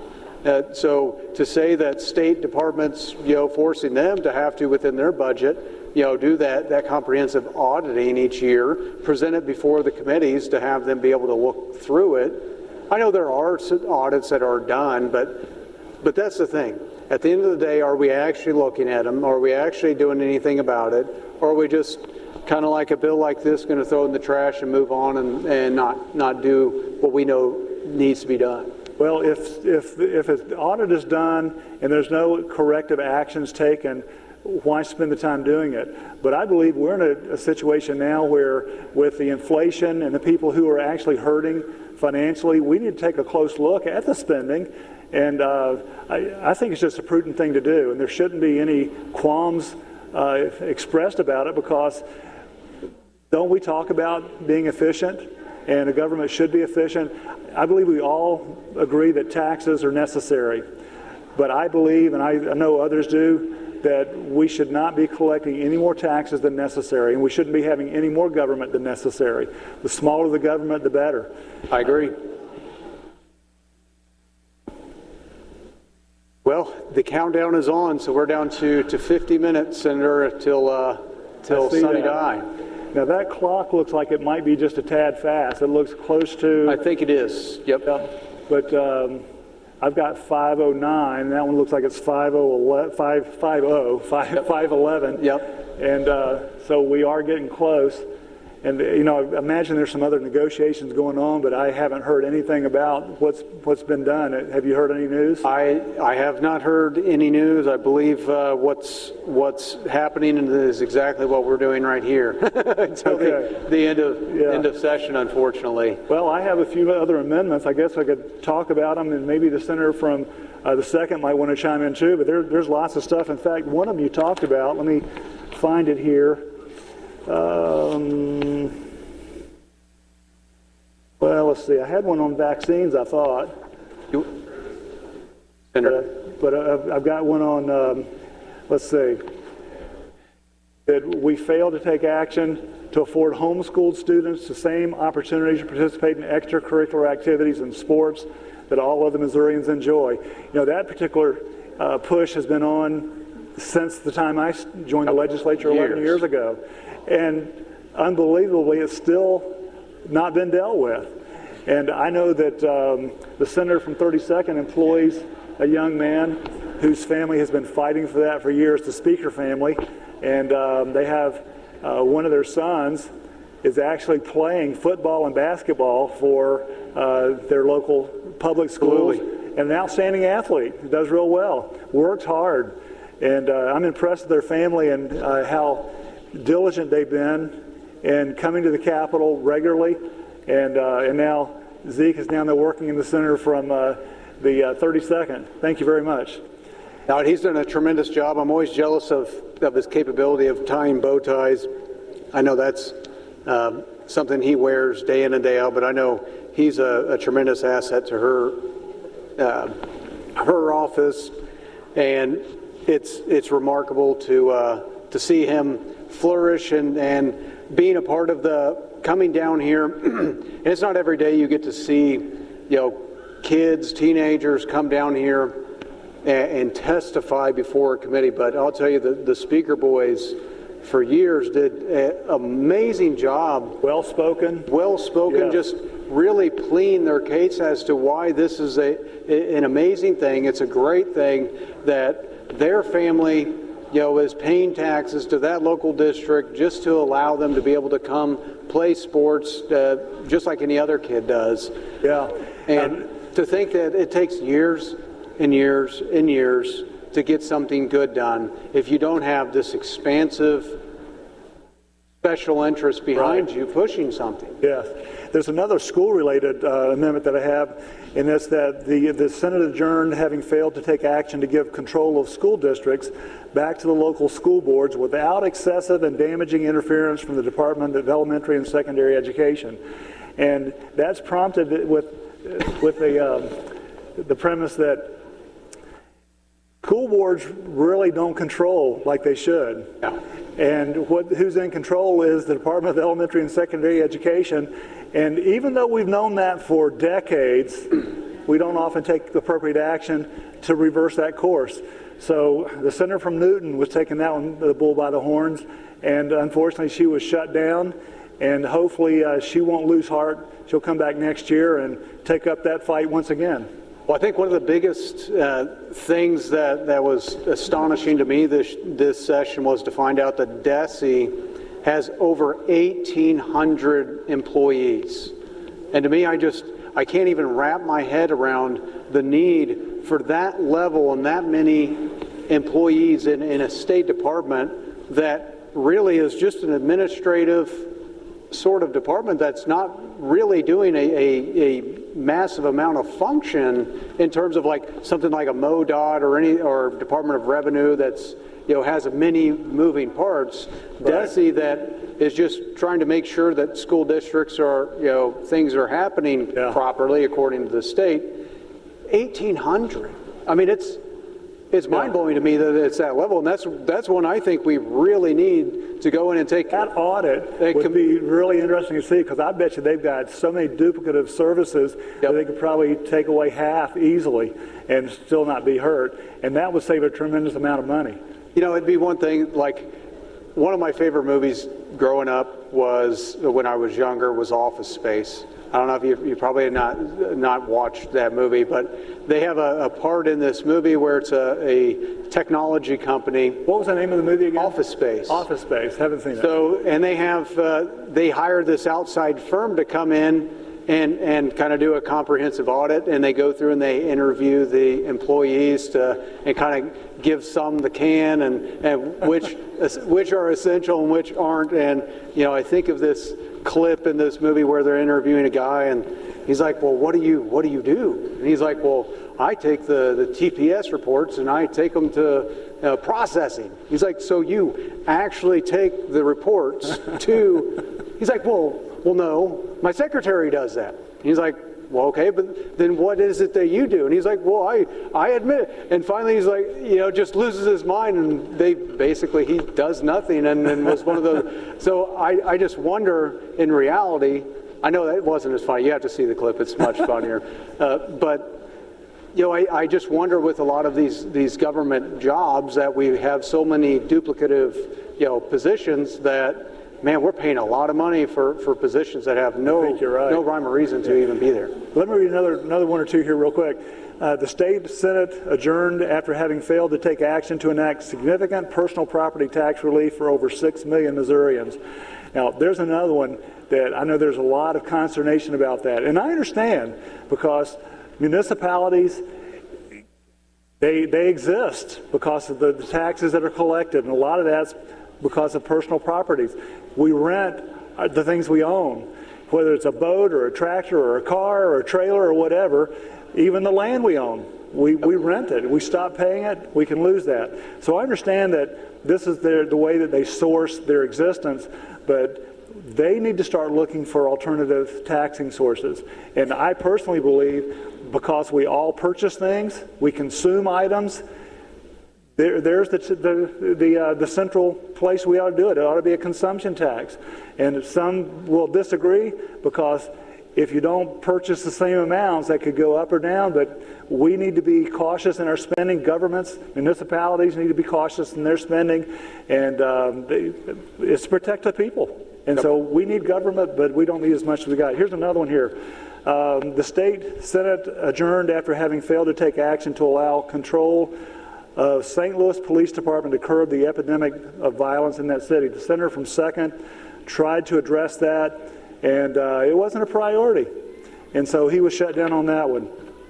The Senate adjourned after having failed to take action on, it has all the committee substitutes of HJR 43, the initiative petition process. The way that ended up, I personally didn't like it, because it really didn't do what was absolutely necessary to do. So that one's still a problem we need to take advantage of and take control of. Here's one that is somewhat divisive.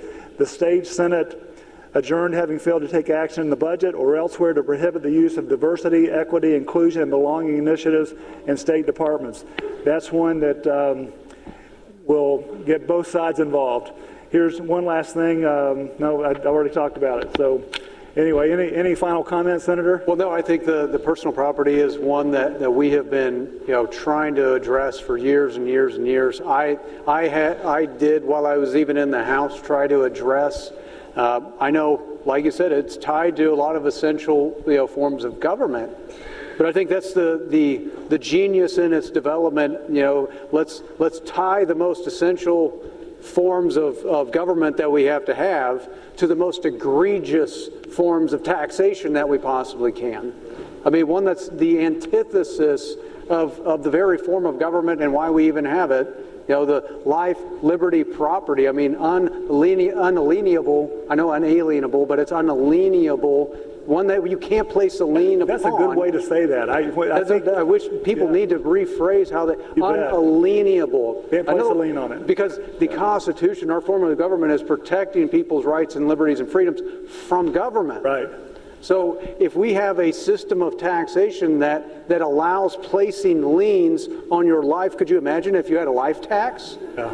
I mean, What about the pursuit of happiness tax? You know, to where if you want to go out of your front lawn, we're gonna tax you for it. Well, no, everybody would think that's crazy. Or the But all of liberty a sudden, tax. property, another essential. Right. Well, that's okay. That's fair game. Yeah. Because that's something tangible. We can tax you into oblivion. Yeah. And not just a little tax. That's the thing. It's not just a little egregious tax. It's one that's onerous, one that people actually they can't pay, and they lose what they have because of their tax burden. I'll never forget the fact that we had people testifying that when they bought their house, they had it paid off, and their tax liability that they're paying on their taxes is higher than what their mortgage was from when they had the house. Oh. And now they can't even afford they've got to choose between their food or their tax burden. That's the new American way, it looks like. It's unreal. It's crazy. So, and why is it that we're fighting about this? Yeah. And again, that's why it goes back to the spending. I don't know who mentioned it. It might have been the senator from the 23rd. I don't recall exactly, but there are special interests who are fighting for certain people and entities, and they win the day.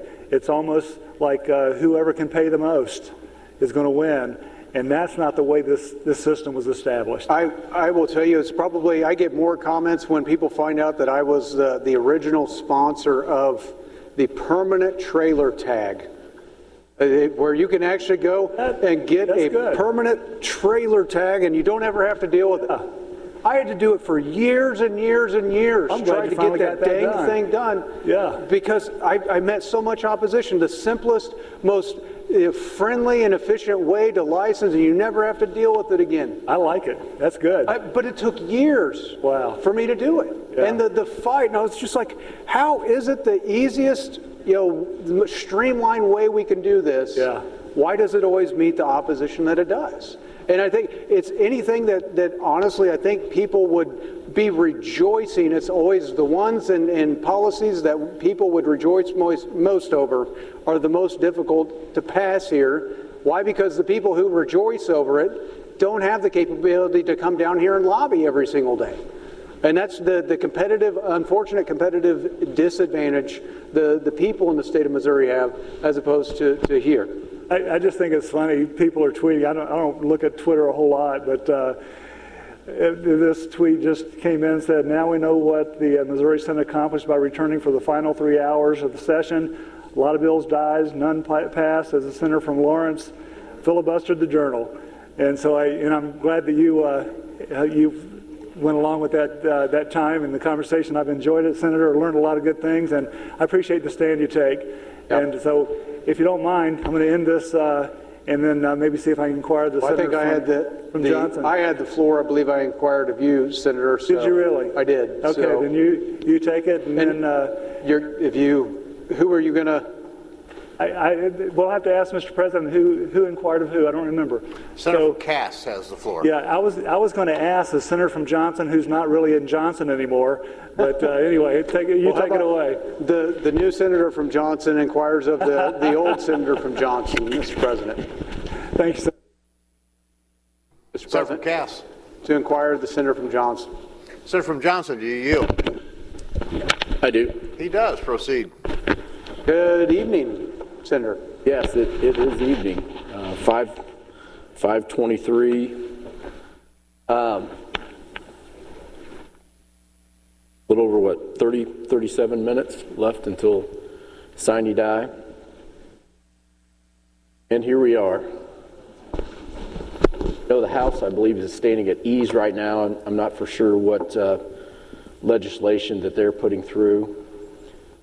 They have a big bill over there. House Bill 268.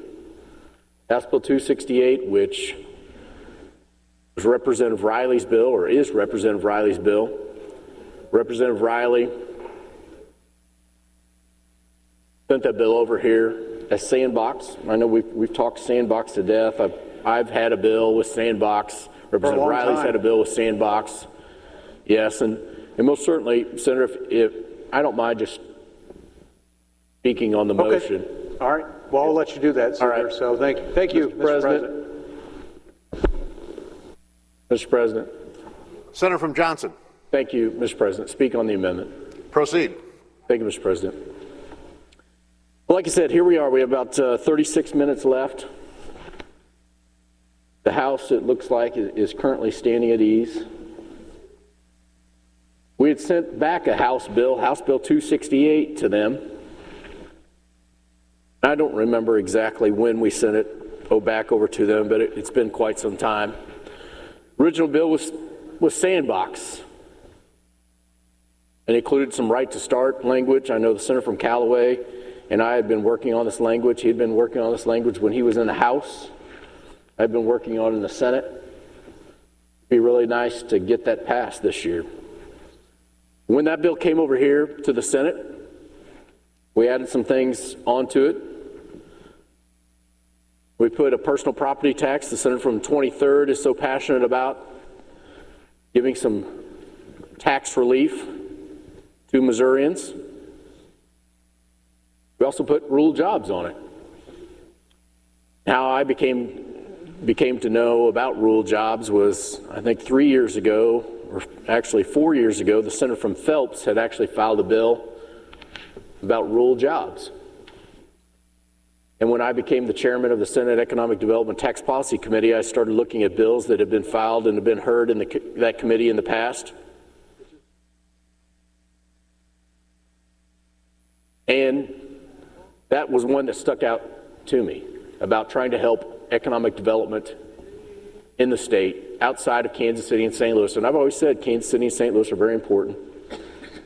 But there's a lot of good businesses and good people in rural Missouri, and we need to focus on them. So that's why I put the rural tax credit program on that bill.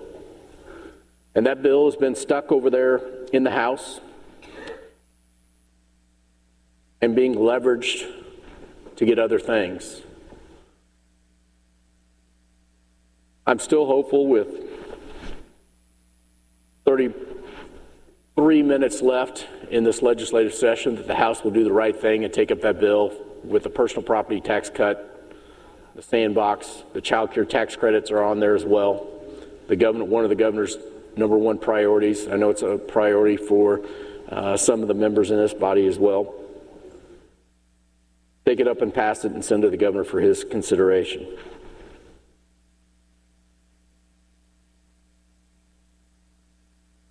We've done a lot of good things this session. Obviously, there's some things that we would still like to get done. If the House would have taken up House Bill 268 and passed it, I think a lot of those House bills as well as Senate bills we would have gone to those and passed those. But when some are leveraging sportsbook against a tax cut, it basically comes down to the decision, which do you believe that we should have? Sportsbook in the state of Missouri or personal property tax cut?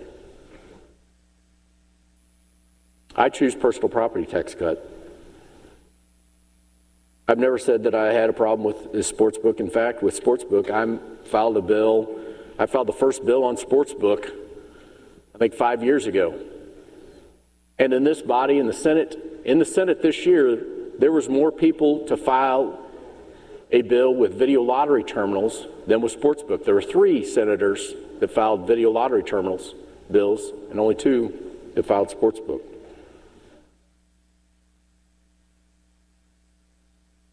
Unfortunately, we were unable to come to a compromise on that legislation. After 8.5 hours of debate here on the floor on Senate Bill 30, Senator from Platt's bill, I think that's maybe the second longest amount of time that we debated any bill on the Senate floor this year. We put more time, energy, and effort into that on the Senate floor than we did tax cuts, and we did education reform, and we did IP reform, then we did personal property tax cuts, and I think that's unfortunate. So, Mr. President, Like I said, it looks like the House is still at ease. I'm hopeful that they will do the right thing and pass Representative Riley's House Bill 268 and send it to the governor with many of our priorities here from the Senate on both the Republican and Democrat side. Thank you, Mr. President. Further discussion on the adoption motion offered by the senator from Lawrence County, the senator from Callaway. Thank you, Mr. President. I guess I'm just going to speak on the motion.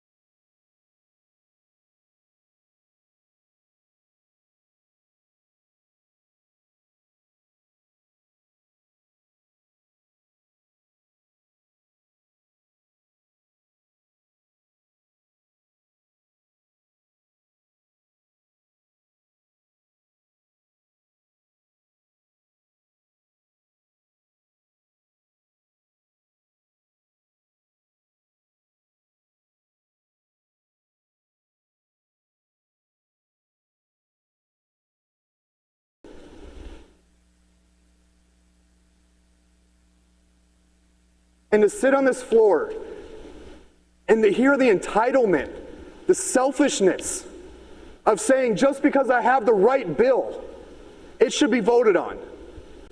You do.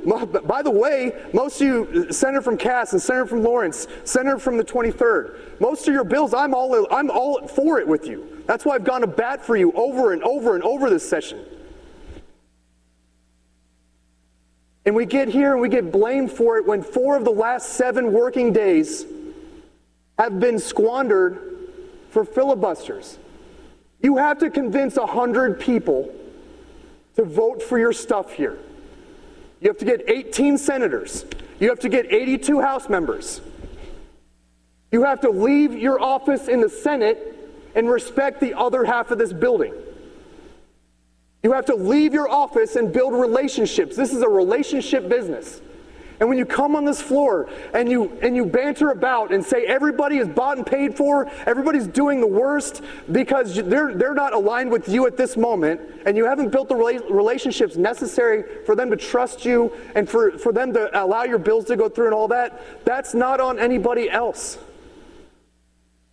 And my relationships in this building are strong, even with the people that I'm not thrilled with right now who are blaming us. Blaming me, not you. I'm not going to speak for anybody else, but I feel it. What is going on? Relationships matter. Working hard matters in this chamber. It matters in that chamber. And we don't just get to dictate what happens in this building. And I'm passionate about it because I've sat here for the last week. I didn't want to run for this in the first place. I didn't want to be here, but I did it because I felt the Lord was calling me to it, and I felt like the Lord helped me win it. I had a lot of help, a lot of friends. I worked my tail off. And I'm here for a calling, and it's not for this. It's not for this. And I'm sorry by anybody who's offended by my words in this moment. I'm speaking out of passion and from my heart. I'm doing the best I can. I've worked my tail off for a lot of the people, especially in our caucus, to try to get to an end game on bills. I don't have a lot to ask. I haven't come to your office and asked for a lot. I've asked where I can help. Sports wagering, I don't even care about. That can die for all I care. I don't want sports wagering. Ranked choice voting, I'd love to ban that. We can't get to that either.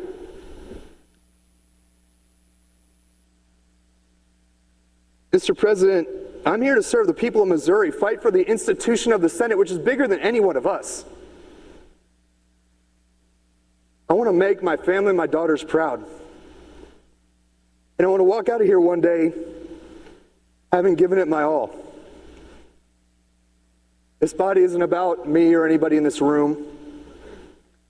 It's about something significantly more important than us. Dallas populi suprema lex exo. May the good of the people be the supreme law. You may disagree with how we get there. I get that, and that's a worthy argument. And sometimes it's worth filibustering for days on end to fight for what you believe in. We can and we should do better. The people of Missouri deserve better than what has happened at points in this chamber by our members over the last several years, even up to today. And I'm tired of it. That's why I ran for the Senate. I wanted to be somebody who would come in here and provide a solution and be a bridge builder. And for about 4 months, I felt great about it because I have great relationships with the senator from Cass and the senator from Lawrence, who happens to live in my basement during the year. My daughters love him. And the senator from the 23rd. And the senator, the senators that sometimes we disagree with, the senator from Johnson. And many of all 33 other senators. Pretty good relationship with everybody because I feel like I'm trusted and I'm doing my best, and they see that. And I see that in all of you too. And honestly, Mr. President, I'm afraid of the precedent we're setting. We are setting the precedent for the future right now with how future senators act here. How future senators leverage the end of session or the beginning of session. And believe me, there's a lot of blame to go around on how this played out. I would love to go through the night earlier in session. I would there's several things I would probably do differently, but I'm not in charge. I trust our leaders to do what they need to do. And they've worked harder than about anybody to try to get to some end game on all of this, even to the last minute. And honestly, Mr. President, if things don't change here, the rules for free and fair debate will. At that point, the institution of this deliberative body will be diminished to the detriment of all Missourians. Thank you, Mr. President. Further discussion on the motion, Senator from Boone County. Mr. President, can I inquire the Senator from Shelby? Senator from Shelby, do you yield to an inquiry? I do. She does. Proceed. Thank you, Mr. President. Senator, this will be fairly brief. I want to do two things. One, or maybe three things. One, well, maybe four things. One, I want to thank you just for being a great partner this year. I appreciated your words this morning. It's a really interesting reality that, and a reality that you probably know. I did not vote for you to be the majority leader of the Senate. I don't know that. I don't think that's breaking news. And I think even the folks that maybe the other folks that didn't vote for you are standing firmly behind you now. So first of all, I just wanted to say that. Secondly, I do have my family who's here today, and two of them are up in the upper gallery. My dad and my oldest boy, Willem, is up there. Theo has been running around. Adele is running around as well. So I wanted to just give them some acknowledgement.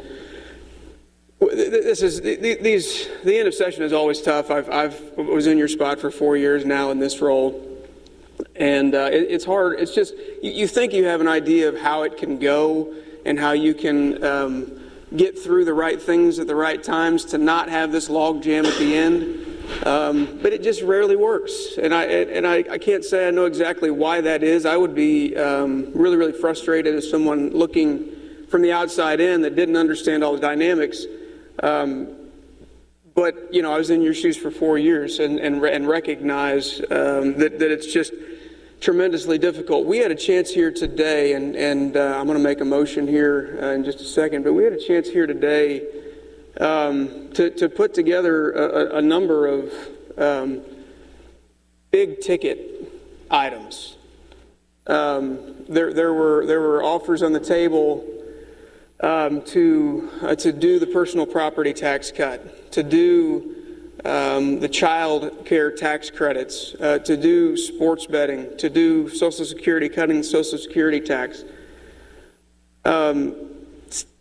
Best I can tell, $500,000 or more of tax cuts that were one vote away, one motion away. And I am not always, I don't, this is a nuanced place. And the thing that I've told people that I appreciate more than anything about you is that you're willing to be honest about the nuance. I'm not very nuanced. You're not, well, that's true. There's a lot of black and white. But there's just not a lot of black and white in this place. But the reality of today's situation, for better or worse, and these are decisions that we all get to make, I have no more power than anybody else, with a few exceptions on where bills go and some of that fun stuff. But when we get on this floor, everybody's the same, right? But we had a chance today to do about $500,000 in tax cuts. And the reason why that didn't happen is because some folks wanted slot machines in gas stations. That's it. There's not a lot of nuance. That's how we ended this session. And I think it's unfortunate. I would have loved to have I support most anything that most of our folks are putting out there. There's not a lot of stuff that Republicans are dealing with that I don't support. But we had a chance for everybody to get some big wins here today. And it's unfortunate that it didn't happen. And there's some nuance there. It's messy and it's dirty, but I wanted to make sure that folks knew that Republicans were ready. I think probably Democrats were ready too, to do those big things. And it's unfortunate that didn't happen. But I want to commend you for your leadership. Gave you a chance to say anything that you'd like, and then I'll make a quick motion. When the Senate runs on relationship, so you can have any stance that you have on any issue, and you can be sure that there are going to be all kinds of other people with all kinds of other stances. And the challenge of it is You have to have a good enough relationship with people that they can trust you and they know that you respect them and that you're willing to hear their side. You're willing to take into consideration their life and the people back in their home place, and then you have to try to put something together. I'm sorry the session ended the way it did. Now, I would say that usually at the end of session, everything, there were over 700 bills on this side of the building. So obviously there is going to be a big jam up at the end. And some things make it and some things don't. I think that, we need to look forward to next year, and we need to work hard on our relationships. And I believe that if we do that, with a little bit of cooperation and a little bit of compromise, we can get things done. But we can't get them done if we don't have mutual respect for each other.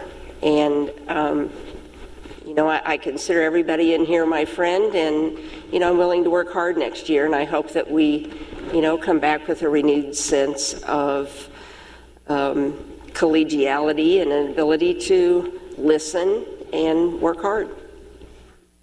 Well, again, Senator, it's been an honor serving with you this year, and I look forward to next year. And I do think we always have. The end of session is always is what it is, but you get to January and there's always renewed hope, and there's going to be new issues that pop up. Some of them will be partisan, some of them will be bipartisan, and I think we still have a great group of folks here. And I agree. I think if we respect each other and are trying to help each other get their wins, as opposed to saying, I only get my win if you get yours, or vice versa, that puts us in a really, really good spot. So I just appreciate the time for the inquiry. And Mr. President. Senator from Boone. President, I would move that the motion offered by the senator from Lawrence be laid on the table. You've heard the motion from Senator Boone. And Mr. All those in favor of that motion signify by saying aye. Aye. Those opposed, nay. The ayes appear to have it. The ayes do have it. Motion carries. Senator from the 4th. I rise for a moment of personal privilege. The senator from the 4th District requests a moment of personal privilege. Senator, please proceed. Mr. President, today I rise to salute and honor a strong woman, one of our own in this chamber. People don't realize that it takes decades for women to break barriers.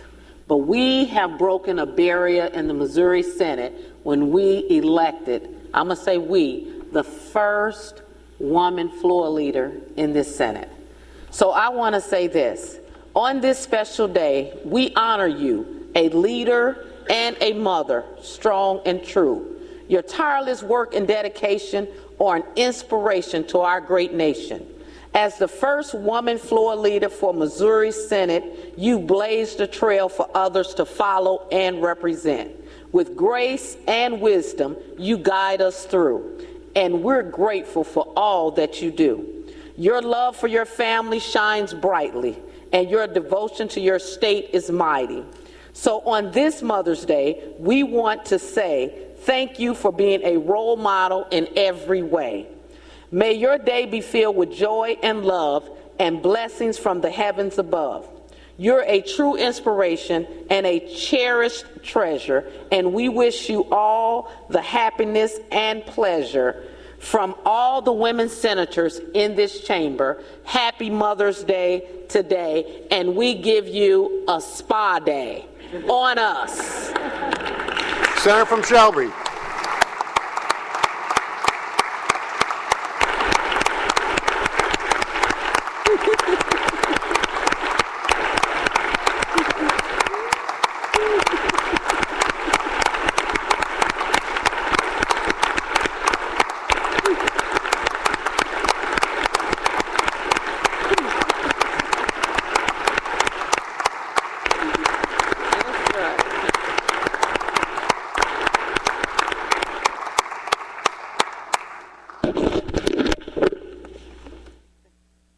Senator from Shelby. I'm kind of embarrassed, but I want to thank you for all the kind things that you said. I love my job. And the part about always doing it with grace, I guess you didn't see me at some point. Because there's times. But anyway, I love my job. I like working with all of you, even the senator from the 23rd. He's very challenging, but